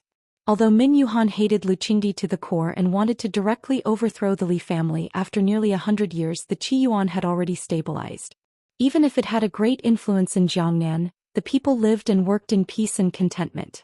They had long recognized that the Li family was the orthodox family. Even if they used the descendant of the previous dynasty as a banner, it was estimated that not many people would follow. Moreover, whether it was the Pei family or the Min family, they basically didn't have any military generals. As the saying goes, if a scholar rebels, it won't succeed in 3 years. The right time, the right place, and the right people were all not on the same page. But in reality, there were many people in the two families who had such ambitions. If this continued, they would be finished sooner or later. Rather than ending up with the execution of the whole family, it was better for Prince Jean to cut off those people's thoughts now so that they wouldn't end up with the extermination of the family. Prince Jean was destined not to expose this matter. For a prince who had hidden all his forces in the dark, exposing this matter meant that everything was exposed. Moreover, he could feel that Prince Jean didn't care about the descendant of the previous dynasty. It wasn't even contempt, it was as if he didn't put them in his eyes. Towards such an existence, who would muster such a large force? Didn't Li Hongyuan know about this situation? Of course he knew. In the previous life he was the one who tidied up the Pei family. Naturally, there wasn't anything that he didn't know. However, that unrealistic ambition was quite laughable in Li Hongyuan's eyes. Fortunately, the Pei family didn't brazenly pull out the remnants of the previous dynasty. Otherwise, it wouldn't be as simple as cutting off the Pei family's wings. It was a trivial connection, a rebellion. If it wasn't exposed it could still be hidden, but if it was exposed it would only lead to death. Li Hongyuan nodded, seemingly agreeing with his words. He slightly hooked the corner of his lips. Go see her? You say you want to see her and she wants to see her? What do you take her for? Moreover, in 22 years she might have already reincarnated. She might even be the mother of several children. Li Hongyuan continued to stab without holding back. This stab was so ruthless that his body swayed and he almost fell to the ground. Even though he staggered and stood firm, the rising and falling of his chest became more obvious. The frequency of the rising and falling of his chest also increased. In addition, he tightened the clothes on the left side of his chest. Blue veins protruded from the back of his hand. All of these indicated that he was in a terrible state. Even so, Li Hongyuan still hooked the corner of his lips. There was no warmth in his eyes. He was calm and unruffled. The bystanders couldn't help but feel pity for Min Yuhan. Falling into the hands of the master, she could only admit that she was unlucky and had to face physical and mental hardships. As for whether she would be unable to bear it and die, if she really died she should feel lucky. Perhaps it was because he had long been accustomed to this kind of scene. No matter what he thought in his heart, his face didn't show a trace of it.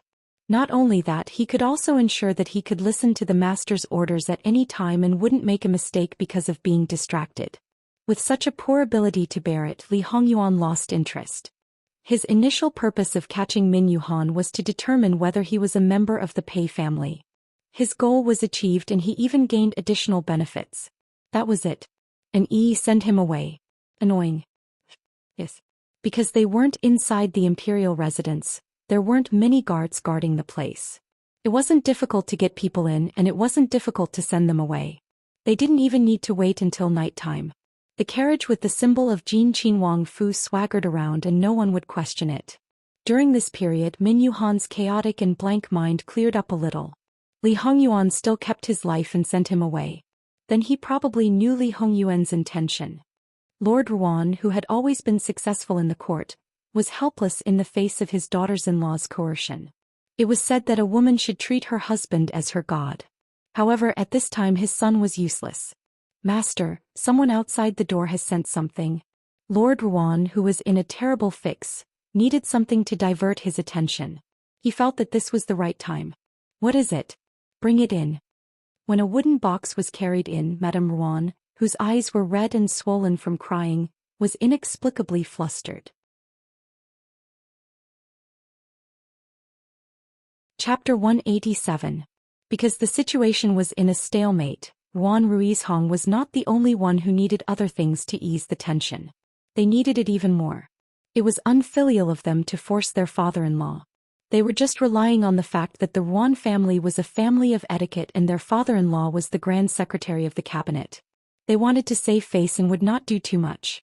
If the daughters-in-law of the Ruan family collectively had an accident, the reputation of the Ruan family, which was at the heart of the storm, would be completely ruined. Ruan Ruizhong might even have to retire early. However, their actions had already offended all the men of the Ruan family. The Ruan family's reputation was now so bad that the impact was too great. Even the grandmothers of the Ruan family who had married out used to visit their parents' home every now and then, but now it seemed that they had not seen them for a long time. Although Ruan Ruizhong was still the Grand Secretary, he was already showing signs of decline. There was also the Minister of Personnel Affairs who was like fire and water with him. The help he could give in the imperial court was rapidly decreasing. Everyone was sensible. Who would want to help a person who was tainted with dirty water and was becoming more and more unreliable? For the sake of the children, they wanted to split the family and reduce this impact. What was wrong with that? However, neither their husband nor their son supported them. Their mother and sister were such good people. It was fine if outsiders slandered them, but their own family members were hindering them at this time. It was simply unreasonable. Words of reprimand and heart-wrenching made them feel so much pain that they wished they were dead. Look, this was the ability of that woman. because she could give these old and young masters what they wanted the most, whether it was money, connections, or even official positions. Regardless of whether they were legitimate or illegitimate, if they were rejected by their father-in-law, as long as they came to her, they would basically be satisfied. The most terrifying thing was that in order to keep them in suspense and control their greed, other than money, the benefits they received were basically small favors. However, she could make them not complain at all and even be deeply grateful. Moreover, the mother-in-law and husband were acting intimately. They did not dare to say anything when they bumped into it, but were provoked by the mother-in-law. This was the truth of the harmony of the Ruan family. The daughters-in-law of the grandchildren were better off. They were simply a pool of bitter water in their hearts. They knew what was going on, but they could not find anything that could be used against her. There was probably no sisters-in-law who could be more harmonious than them, because their enemies were the same, but the other side was like a mountain, unshakable. They wanted to use this opportunity to change the predicament of being completely in the palm of someone else's hand. However, without the support of a man, they huddled together tightly. As time passed, they seemed isolated and helpless, especially when they met the woman's sinister gaze. She wouldn't do anything to them now, but after that, their hearts couldn't help but tremble. Even if they threatened to kill themselves, they knew that the chances of success were not high. However, they had no other choice, really no other way. Even if she had staked everything on this one throw, she could not hold on anymore. If her father-in-law's benevolence was gone, they would be completely finished. Therefore, when the things were carried in, they stood aside. Juan Ruiz Hong ordered someone to open it. "Master, don't be in a hurry," Madame Juan spoke out to stop him. "First ask who sent it and what it is. Now is an eventful time." With a bit of melancholy and lamentation, Juan Ruiz Hong was startled and understood her meaning. His face became serious. If they received something that they should not have received at this time, it could be fatal. Moreover, to send things to the Ruan family now, they either wanted to take advantage of the situation or had bad intentions. "Who sent it? Where is the name card?" "Master, the other party did not leave a name card." "Bastard, daring to accept things without a name card. Where is the person who sent it? Has he also left?" "Master, I also asked someone to stop them, but they could not." Moreover, the other party also said that it was best to quickly carry it in and hand it to Madame Juan. It would not be good if outsiders saw it. "I really can't do anything." Juan Ruizhong's gaze froze. This clearly told them that this thing was not a good thing. He looked back at his wife with a puzzled expression. The other party also had a puzzled expression. In fact, he did not know. Knowing that it was for her, Madame Ruan's heart became more and more uneasy. "Master, why don't we carry it out first?" There were too many people present. If it was really something bad, it would not be easy to deal with it. Juan Ruiz Hong nodded. "Carry it to the backyard." The two people from before were about to go forward and tie the rope again. Suddenly, a person rushed out from the side and pushed the box back. After the originally unlocked wooden box was overturned, the lid naturally opened and 2 or 3 things rolled out. There was a moment of silence. Terrified screams rose one after another. The people nearby immediately fled in all directions. Juan Ruiz Hong also took 3 steps back, his face pale. Previously, when they were on the road, the 3 heads that appeared on Ruan Fengfei's carriage, other than the mother and daughter, the rest of the Ruan family only knew that such a thing had appeared before. They had never seen it clearly. Now that the number had doubled, the impact was no small matter. Madame Ruan's face was also deathly pale and her legs were weak. Half of it was fake and the other half was real. The so-called real was not because she was afraid of these heads, but because she knew who these heads belonged to even without confirmation. She should have thought of it. Since they could plot against Fengfei there, they might have left a backup plan. What was she thinking at that time? They were just a group of lowly people. If they were killed, then so be it. Would the other party save them? Why did she not think that the other party might not save people but would kill people? Kill her people. With the example of the 3 people on the road, the other party obviously knew the situation around her. How could she be so stupid? Because she had to hide herself while many things were tied up.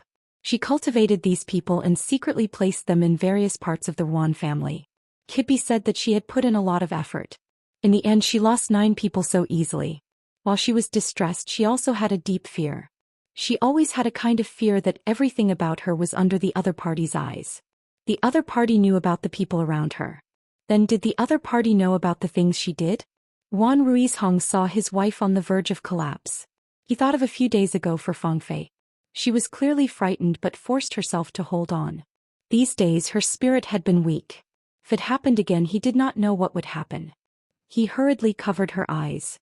Come, where the hell are they? Clean up and get these filthy things away. Juan Ruiz Hong roared. Two servants hurriedly came in, trembling as they picked up the head and threw it into the wooden box. However, if one looked closely, they would find that the eyes of these two people were calm. They were not facing a terrifying and ferocious head but a very normal thing. Moreover, the two people were only trembling with their hands, but their feet were firm and strong. However, no one would pay attention to this in the current situation. The wooden box was covered. Even so, no one dared to approach it. Juan Ruiz Hong took a few breaths. Come, immediately send people out to search. See if the person who sent these things is still here. If found, quietly follow and determine where the other party is staying. Now, it was confirmed that the people who repeatedly targeted the Juan family came from the capital. They did not find out before, but this time they absolutely could not let them go. Although the possibility of finding them now was zero, but prepare a sedan. Lu Qingdi empathized with him and let him rest for a few more days. Chapter 188. Madame Juan couldn't help but frown. She knew that her daughter's current state was not right. As her daughter, it was destined that she would not be like the other girls who stayed in the boudoir. If she could surpass her master, that would be something to be happy about. However, this was her only child. In the end, she could not bear to do that. What she taught her was more about the survival skills of the inner residents. Once, she thought that there was no problem with the upbringing she had given her. However, a series of unexpected events had shattered her perception. She was glad that her daughter didn't break down and go crazy because of the heavy blow, but she also felt sorry for her body and mind. She hadn't gone through the first ordeal and the latter followed closely behind. Her endurance was obviously in the middle stage. If she went crazy, then she wouldn't know anything or she wouldn't take it seriously at all. Naturally, she wouldn't suffer. Now she was either going backward or forward in the ordeal. As a mother, she naturally hoped for the latter. In fact, she didn't disappoint her. However, the problem now was because the process was too short. It was simply pulling the seedlings to help them grow. Crazy, cold, not recognizing her own family. Follow her and prosper. She would be a devil through and through. There were already signs of this before, but at this moment it was taking shape. Madame Juan restrained her gaze. Could it be that something happened just now that she didn't know? With a smile on her face, Juan Fangfei turned over the 6 heads one by one to take a closer look. She even asked her mother with great interest how those wounds were formed. They were made after death. Wouldn't it be more interesting to cut them when they were alive? Her hands were full of dirt, but she didn't care at all. She didn't have the delicate appearance that she used to have when she was stained with dirt. After looking, she lost interest and used a handkerchief to wipe her hands. Little by little, she wiped very seriously and attentively. Clearly, some of the dirt couldn't be wiped off, but she still wiped it again and again. Mother, these people, were you the one who left them to slaughter the village? They failed to kill and were killed instead. They were really useless. However, this is also good. That village can be left to play with slowly. Mother, if there's anything you can't do, you can tell me. I can help you. Madame Juan quietly looked at her daughter. In fact, she had some faint regrets in her heart. If she had known that this day would come, she would have trained her in the best direction from the very beginning. Now that it was like this, it was too late to change. Everything else was fine, but loyalty was a big problem. Because she would only put herself first, everything else would have to be put behind. However, there was a wrong move. If she used it properly, she would become a sharp weapon if she didn't know the most crucial part.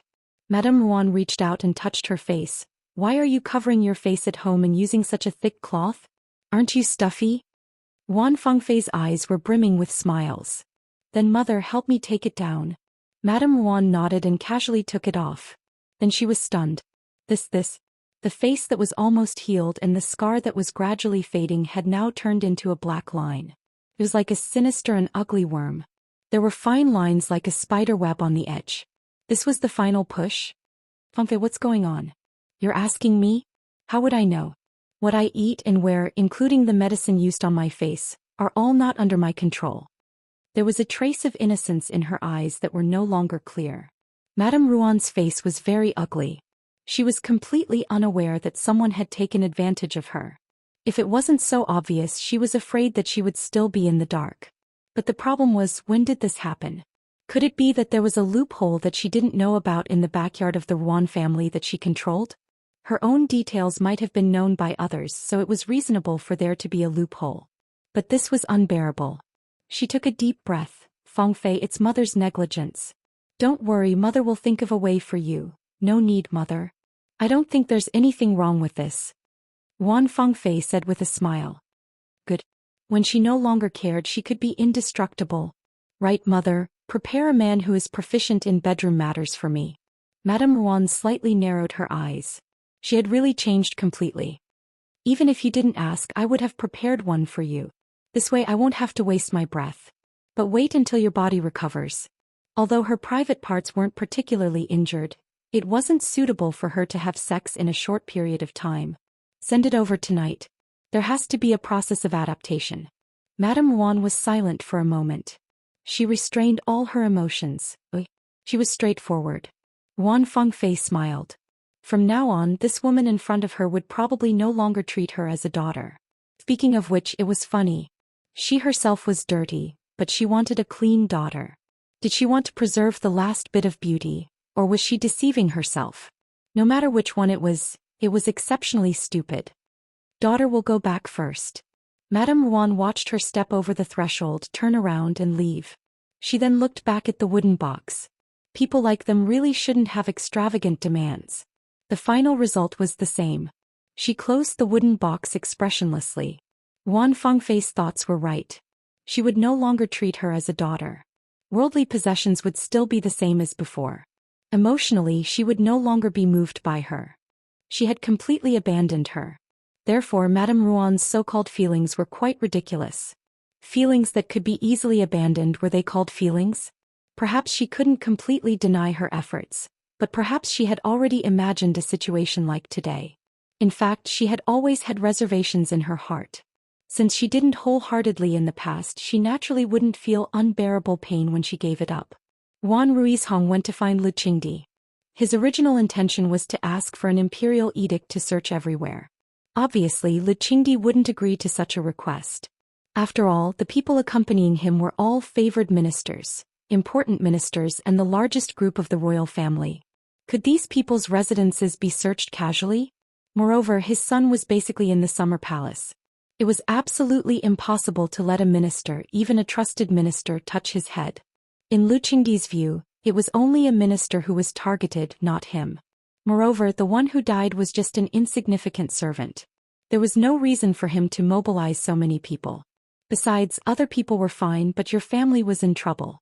Wouldn't it make people suspect that there was something fishy about your family? For the sake of your loyalty, it was good enough that they didn't investigate you. Therefore, Lu Qingdi asked Yu Zhongqing to take some people to help him search other places. In fact, this was equivalent to not helping at all. Fortunately, Lu Qingdi didn't go to the extreme. He told Wan Ruizhong that if he had evidence and knew who was behind the scenes, he could issue an imperial edict to search. After leaving Lu Qingdi's sight, Wan Ruizhong's face became colder. It wasn't that he didn't feel that Lu Qingdi was gradually becoming colder towards him. The emperor was ruthless. There were many emperors who killed meritorious ministers. He was just a grand secretary and really didn't count for much. His Ruan family was at its most difficult time. Because of those rumors and slanders, he was also impeached. Although Lu Qingdi didn't say anything, it didn't mean that Lu Qingdi didn't have any objections. After all, it also damaged Jin Qinhuang's face. As for himself, although he wanted to be the same as before, he had to admit that his body was not as good as before. It seemed that he was somewhat powerless. However, these couldn't be revealed. Otherwise, the Ruan family would really be finished. Yu Zhongqing stood behind him. He was very clear about who was behind this matter and had long speculated that there was a problem with the Ruan family. What he was more puzzled about was whether the problem was with this grand secretary or other people in the Ruan family. However, he didn't need to ask about these. Since he acted as if he didn't know from the beginning, then he would keep it that way. In the end, Wan Ruizhong didn't let Yu Zhongqing bring people to search with great fanfare. It was completely useless. There was no need to let everyone know and increase the gossip. Therefore, Yu Zhongqing brought people as if they were patrolling. They walked around the courtyard area and then returned to report to Lu Qingdi. The Ruan family's summer palace was not as good as the Ruan family's inner residence in the capital. If Li Hongyuan wanted to deal with some people, he had already made arrangements. However, Madame Ruan had lost so many people. Moreover, they had only been here for less than a day. It was not enough to investigate the people who had been in the courtyard for a long time. Even if they were investigated, they would not be able to find any flaws in a short time. After all, these people's roots were not here. To get to the bottom of things was not something that could be done in a day. Moreover, they themselves did rough work. If they were sent away, there would be no replacement in this place. The best way was to strengthen the rules and let them perform their duties. Otherwise, if they came into contact with things that they should not come into contact with, then it would not matter even if they were spies. Therefore, what Madame Ruan really wanted to investigate was the entourage from the capital. Old Madame Ruan had always been a smart person. Smart people naturally had their weaknesses. If they didn't come into contact with things that they shouldn't come into contact with, it didn't mean that they couldn't get useful things. Nails didn't need to be very smart. Maybe they just needed to remember what they saw. In terms of manpower, old Madame Ruan was simply dregs compared to Li Hongyuan. There was no comparison at all. No matter how strict her defense was, there were still times when she could take advantage of a loophole. When he knew that she was doing a big investigation, Li Hongyuan didn't have any reaction. He just let people create something that was right but actually wrong. It was guaranteed that old Madame Ruan would completely block the loophole. At least she would think so. In the evening, Li Hongyuan learned that old Madame Ruan had added a maid for her baby daughter. It was said that she was tall with long legs and a slender waist. She was a perfect beauty. The beauty held a lamp at night and walked leisurely. Not many people saw her. Li Hongyuan sneered. Playing this kind of trick to deceive others was fine. However, he seemed to have underestimated Ruan Fengfei. After being passively torn apart, she might as well be corrupted to the end. Even if he knew that she was a person with a strong will and wouldn't be defeated easily, what would it be like if she climbed back up again and again only to be stepped on again and again? She would live a life of grievance and humiliation, never being able to achieve the goal of her tone. However, it was late at night and he missed Wan.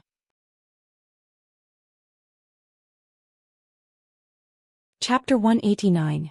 Since she wanted to, he would go and have a look. This was not the first time he had attacked her at night.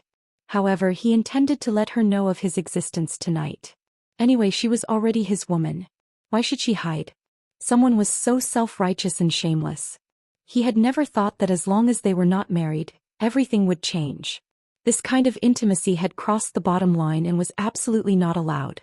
It had a great impact on a girl's family. If outsiders knew about it, it was equivalent to losing one's virginity before marriage. For example, if the person who was intimate with Jingwan, no, it should be said that he was her former two fiancés. Even if he had nothing to do with Jingwan, he would definitely feel that it was inappropriate for him to be intimate with her. Given how much he cared about Jingwan, he would definitely explode and want to kill her. However, if this person was himself, his fiancée was equal to his wife. This was such a serious double standard.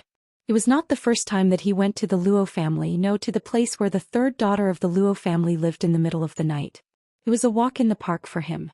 He was quite skilled in this business. He took the wind and climbed over the wall. Because Li Hongyuan didn't deliberately walk lightly, and every night, Bai Xiao and He Mei took turns to keep watch at night, not to mention the conscientious Nanny Gong. She would check the room at least once every night. Therefore, when he just approached, he had already been discovered. Seeing that Nanny Gong was silent, Bai Xiao also kept silent. Nanny Gong lit a small lamp. The light was dim and hazy. Because of a certain someone's frequent night raids, Nanny Gong firmly put an end to her young lady's habit of sleeping without clothes. She didn't want her young lady to be completely naked the moment he appeared, without even doing anything.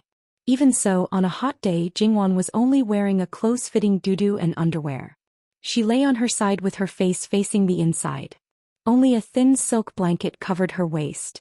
Therefore her arms, back and feet were all exposed. Even if he did not see her naked, the effect was almost the same. Someone's eyes became deeper and deeper. Li Hongyuan sat on the edge of the bed and reached out to hold Jingwan's leg. The soft and smooth feeling, Jingwan subconsciously kicked her foot, then immediately woke up. She woke up very quickly, and when she saw who was sitting by the bed, she suddenly sat up. She took the opportunity to withdraw her foot from his palm, and pulled the silk blanket around her waist to wrap it around her body. Your Highness, why are you here? She didn't dare to believe it. She knew you didn't follow the rules, but breaking into a lady's room at night. Li Hongyuan reached out and grabbed Jingwan's foot again, preventing her from retreating. A lazy and charming smile appeared on his face. Because I miss you so much that I can't sleep at night, so I came here. He spoke the truth without any ambiguity. Jingwan rolled her eyes at him. After the initial shock, she thought about this fellow's style. It didn't seem strange that he would do such a thing. She regained her composure and withdrew her foot. After confirming that the other party wouldn't let go, she let him hold her foot. As he approached Jingwan's bottom line, Jingwan naturally retreated bit by bit. She hadn't touched his bottom line yet, so she didn't know how much he would indulge her. However, it was obvious that when facing Li Hongyuan, she was much more relaxed than before and didn't follow the etiquette. You don't believe me? Li Hongyuan smiled and gently rubbed his finger on her foot. Don't touch it, tickles. I believe you, why wouldn't I believe you? You are a prince, so your words naturally carry weight. Jingwan said perfunctorily. They just saw each other during the day and he missed her so much that he couldn't sleep. Who was he trying to fool? She was sleeping soundly but was suddenly woken up. Even if Jingwan didn't have a morning temper, she was still in a bad mood. Now that your highness has seen her, you should go back and rest. Li Hongyuan looked at her with a smile. His eyes were like small hooks and his hand moved up her foot, caressing her calf back and forth. Jiao Jiao, is this your first time touching this prince? The greasy way of addressing her couldn't be any more obvious, and the way his hand moved, this bastard. Do you need this subject to help your highness undress? Knowing that he wouldn't leave like this, Jingwan was too lazy to waste her breath. Is Jiao Jiao inviting this prince? The tip of his tongue brushed across his lips. Jingwan slightly tilted her face and covered her eyes with her hand. Bastard, using his beauty to trick her again. If your highness wants to rest like this, no one will have any objections. Actually, this prince doesn't have a problem either. I'm just worried that someone will feel unfair and take off my clothes later. His teasing tone and teasing expression made Jingwan want to slap him. He shouldn't have touched her sore spot. Jingwan was a little embarrassed, so she pulled the silk blanket and lay back down. Your highness, please don't disturb my rest. Thank you very much. Looking at her tightly wrapped back, Li Hongyuan laughed silently. He quickly took off his clothes, leaving only a pair of underwear. Bastard, I told you not to disturb my rest. Hearing the flirtatious sounds, Mama Gong looked at the blushing Bai Xiao. You should rest. I'll keep watch here. Yes, Mama. Bai Xiao crouched down and quickly left. Mama Gong sighed. She thought that it would take a long time, but it didn't take long for it to stop. A hungry wolf that had tasted a bit of meat was actually able to resist the temptation. It was truly unusual. Seeing that Li Hongyuan, who had kissed her fiercely, didn't do anything else, Jingwan was a little puzzled. Seeing her puzzled expression, Li Hongyuan was a little angry and amused. He reached out and pinched her nose. Do you want it that much? He straightened his back. Jingwan couldn't help but shrink back from the hot temperature. She quickly shook her head. If you don't want it, then behave. Although I said that the most precious thing should be saved for the wedding night, I can't guarantee that I'll do it. Sometimes a man's rationality depends on his lower body. Li Hongyuan's smile was a little evil. I'm worried that I won't be able to control myself. So Jiao Jiao, don't seduce me. Otherwise you'll have to bear the consequences. Jingwan reached out and slapped him across the face. Who was seducing who? Alright, stop fooling around. Li Hongyuan grabbed her hand and put it on his waist. He reached out and pulled her into his arms. There was a layer between them. He simply pulled the string of the doo-doo and threw it off the bed. Then he continued to move downwards. Wang Ye, you clearly said, don't talk. Li Hongyuan interrupted her. He removed the last barrier between them. Then he hugged Jingwan and rubbed against her. He let out a satisfied sigh. When he couldn't do anything, Li Hongyuan found that he really liked the feeling of skin against skin. It was an indescribably wonderful feeling. Li Hongyuan liked it, but Jingwan might not like it. First, it was summer. Sticking to a person was like a stove. Second, this bastard was too tight. It was like being entangled by a python. It was uncomfortable. Jiao Jiao, I said don't seduce me. Li Hongyuan tightened his grip. Why, it's too tight. It's uncomfortable. Let go. She didn't expect him to let go. She could only ask for the next best thing. Let go if you call me husband. Lee Hongyuan's chin rubbed against the top of her head. His eyes were closed. Shameless. Ayuan, it's really uncomfortable. Can you let go? Jingwan softened her tone. Lee Hongyuan laughed silently in a place where she couldn't see. He finally showed mercy and lay down on his back. He let her head rest on his shoulder and put her hand on his chest. His other hand pulled one of her legs over and put it on his lap. Her soft thigh just happened to touch an unspeakable place. Jingwan was about to move away when he patted her warningly. He felt that Jingwan was finally obedient. A certain someone was satisfied with everything except for the part that he couldn't be satisfied with before marriage. He felt Jingwan's breathing. What's wrong? Can't sleep? I'm not used to it. Jingwan spoke the truth. So Wangye, can you leave my bed? You have to get used to it early. Jiao Jiao has to learn to adapt to my existence. Whether she was used to it or not, who knew better than him? Right now it was just because she was awake that she wasn't used to it. Her body wasn't like that. The best example was that if she fell asleep she wouldn't wake up just because he moved. That's after marriage. It was already early enough to be buried in the grave of marriage. In the end he still wanted to deprive her of her freedom. After marriage there are more important things. Jingwan chose to shut up. I can't sleep for a while. Talk to me. Talk about what? Jingwan's eyes were half closed. In fact, she was quite sleepy at this moment. She was trying to get sleepy. Who knows, she might fall asleep in a while. Look, I'll listen. If I fall asleep, don't wake me up. A certain someone's voice was pleasant to listen to. Although it didn't become sexy because of the heavy desire, it was close to her ear. It was low and slightly numb. Perhaps it would have a very good hypnotic effect. Then Li Hongyuan softly said some interesting things. Jingwan stifled a laugh from time to time. She thought to herself that she really couldn't tell that a certain someone was actually hiding a sense of humor. However, Jingwan's brain gradually emptied. She became more and more sleepy. She became drowsy and her breathing became more and more long. Wan. Jingwan unconsciously responded. Just live your life happily. Don't worry about anything else. Leave everything to me, okay? Okay. Jingwan responded. Li Hongyuan kissed her forehead. He knew that she most likely didn't hear what he said clearly. She only said good because he emphasized the last 3 words. She was like a child who only knew how to talk and didn't know how to think. Everything came out of her mouth.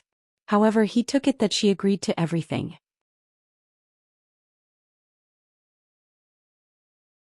Chapter 190. Because there was no sound in the room, Nanny Gong entered the room and didn't put down the bed curtain. She saw the 2 naked people sleeping in each other's arms. She felt numb now. Because she couldn't stop it, she could only think in a positive way. But in the current situation, it seemed that she couldn't find anything good for her young lady.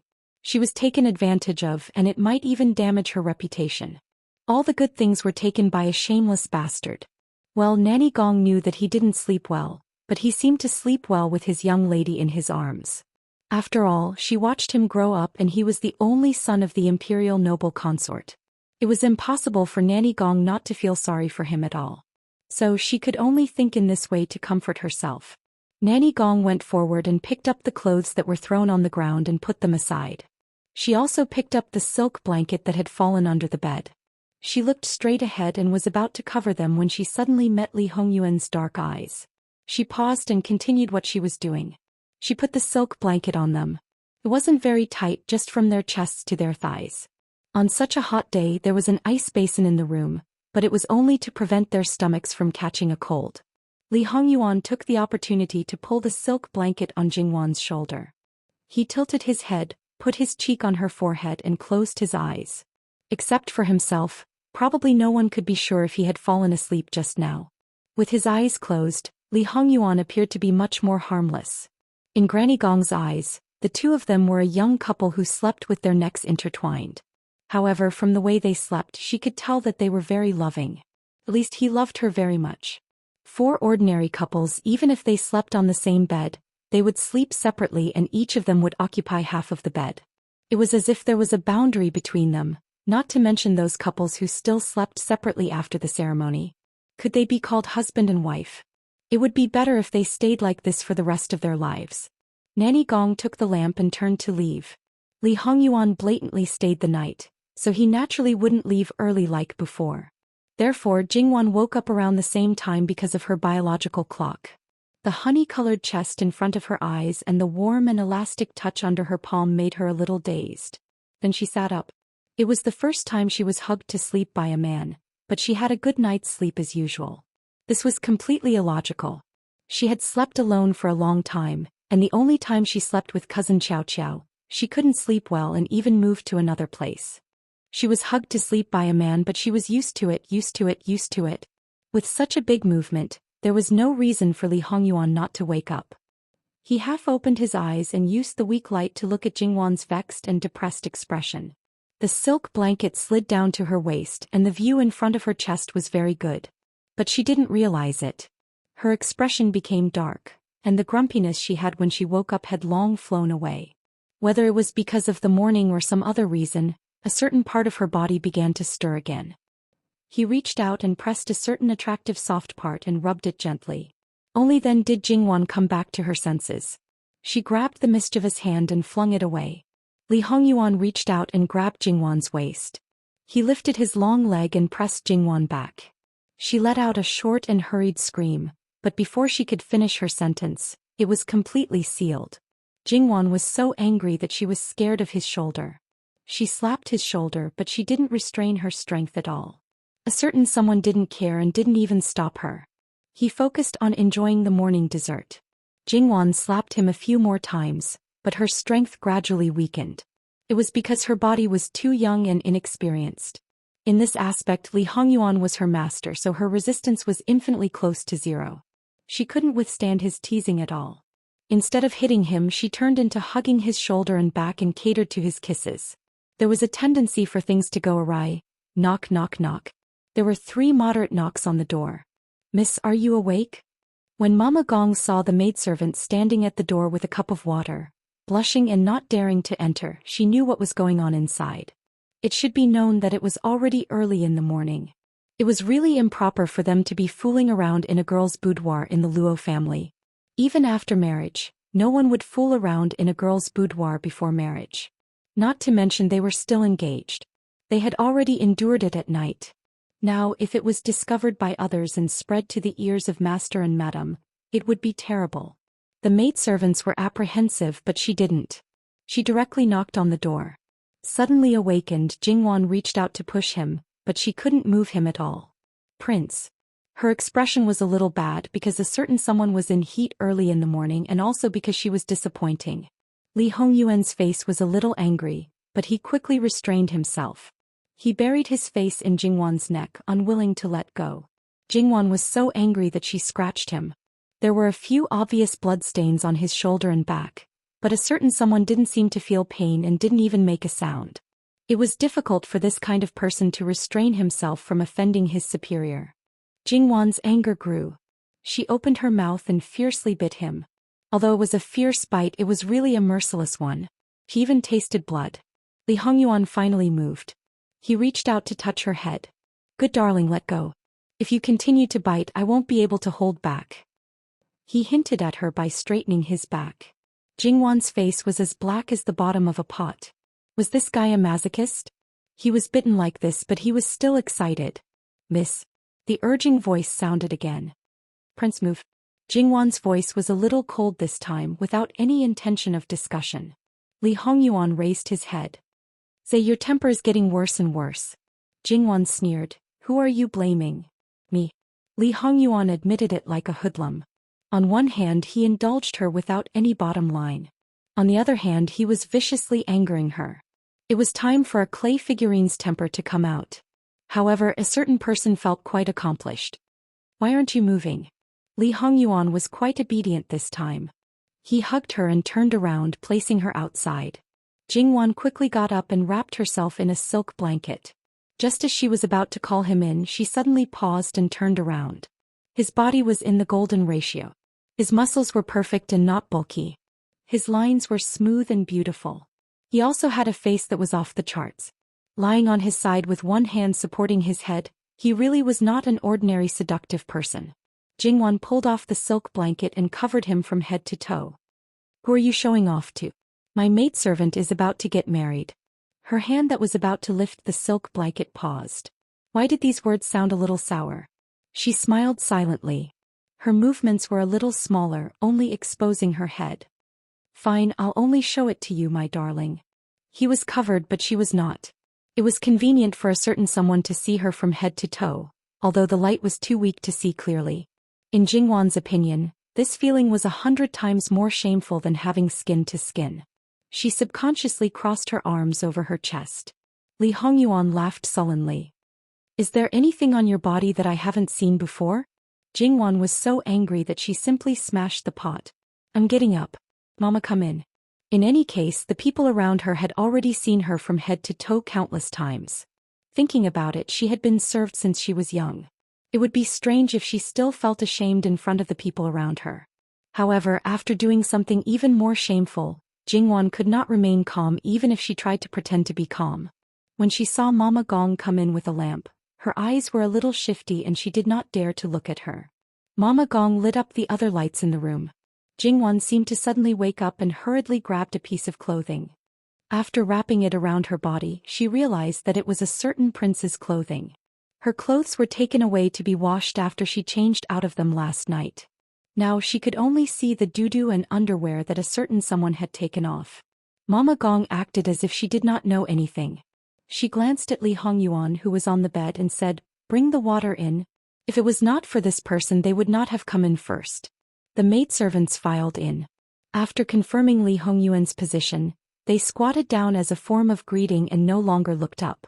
However, in the end he was a big man and his presence was too strong. However, no matter what they thought, this was the master's business. It was not their turn to interfere. They only needed to control their eyes and not look around. They also needed to control their mouths and not talk nonsense.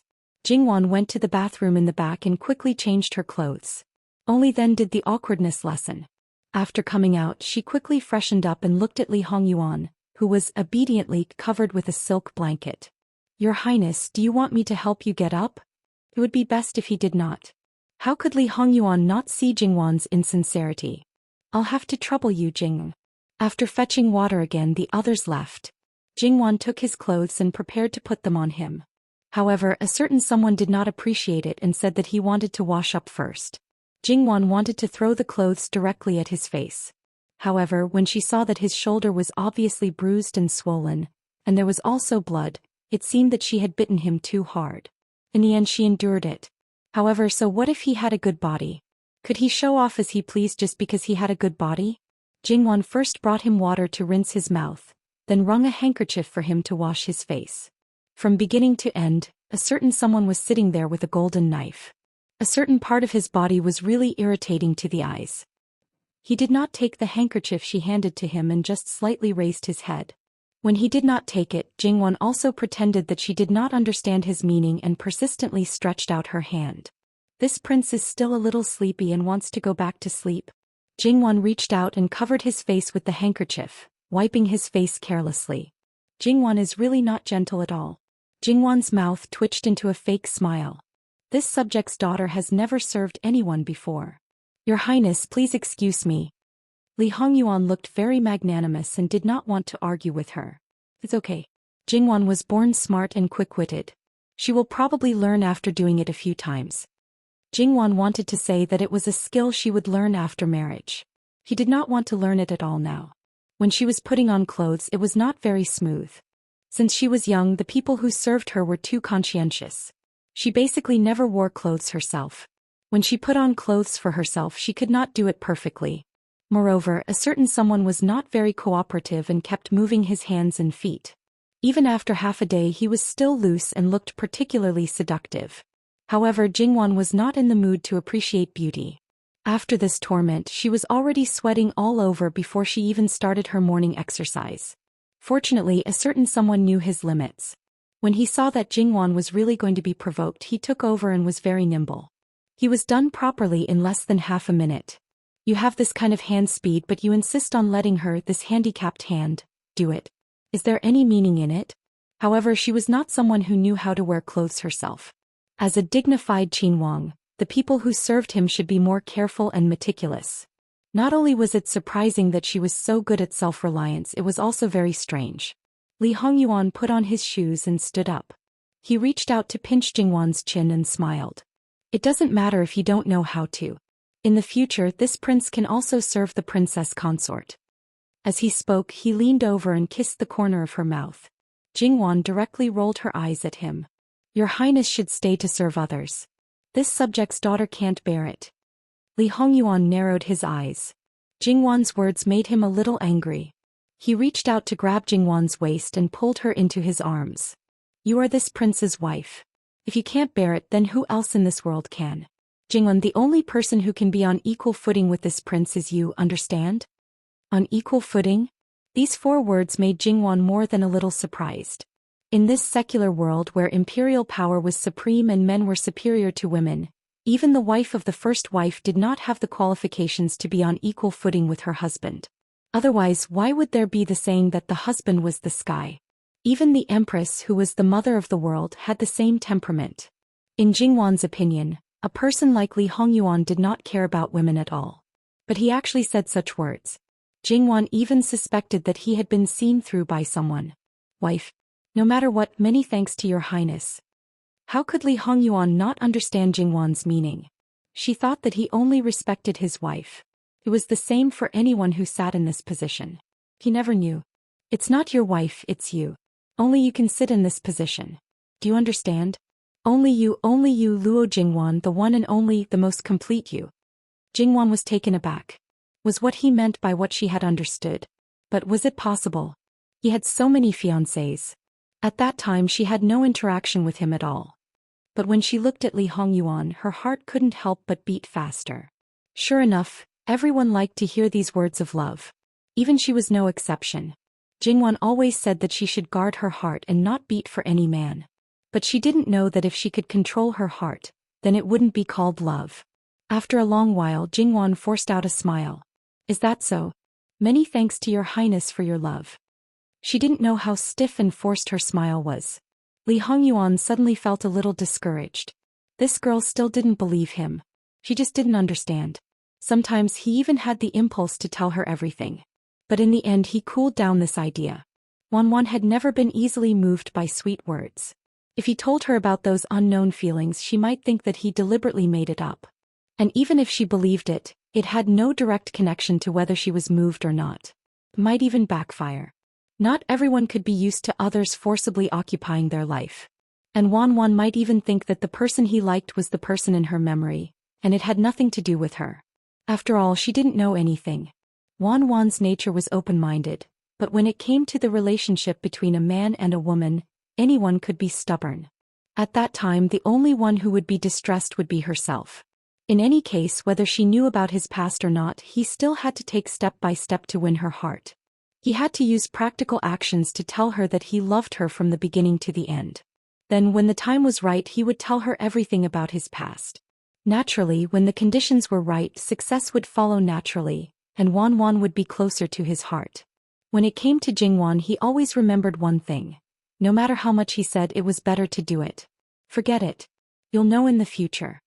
Li Hongyuan gently rubbed her neck and kissed her forehead.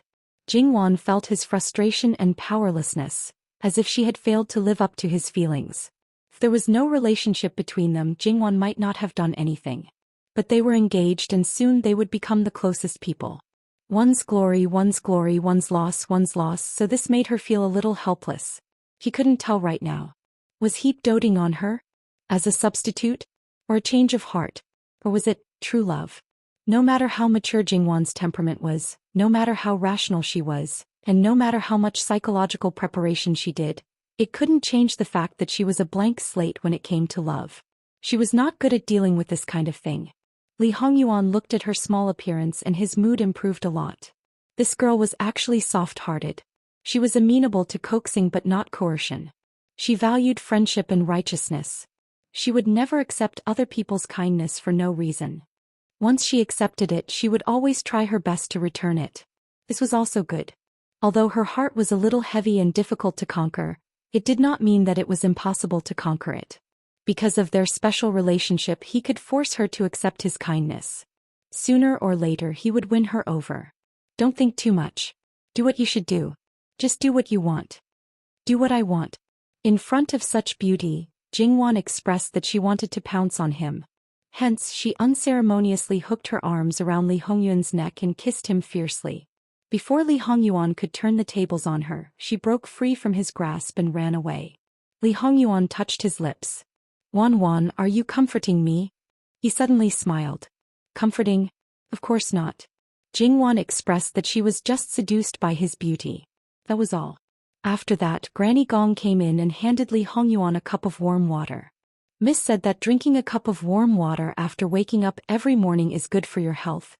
Li Hongyuan raised his eyebrows. He took the cup and drank it in one gulp. After that, Granny Gong quickly helped him tie up his hair. Jingwan didn't know how to do such a difficult thing. After everything was done, Li Hongyuan casually went out. However, Granny Gong, who stayed in the room to tidy up the bed, found some blood stains. Her first reaction was to feel her heart sink. Could it be that miss? On second thought, it couldn't be. She didn't have any blood the last time they did it for so long. It didn't make sense for her to lose her virginity in such a short time last night. The bloodstains didn't look like any other traces. Since it wasn't her and there was no blood on her body, then it was most likely. She quickly tidied it up and didn't think too much about it. Jingwan was already doing morning exercises. Although he knew that if there was nothing going on she wouldn't get up every day, but this was the first time Li Hongyuan saw it with his own eyes. The time they spent alone in the previous life wasn't short. However, because of special circumstances, Wan's morning exercises were also something to kill people. Suddenly there was a kind of peace and quiet. Li Hongyuan sat at the side and watched.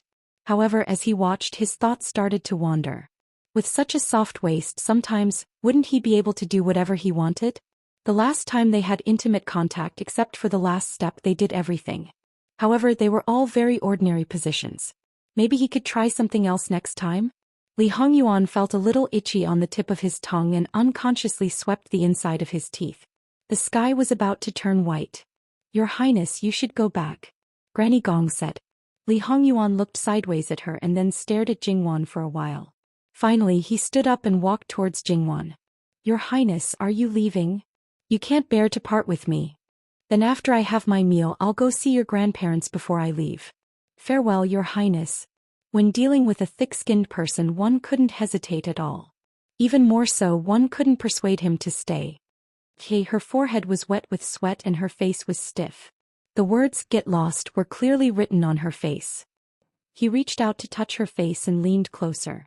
With a charming smile, he said, "Sweetheart, wait for me tonight." In response to Li Hongyuan, Jingwan's face was as stiff as a coffin. Li Hongyuan was in a good mood. He held her face and kissed her without any disdain. It's impolite not to reciprocate.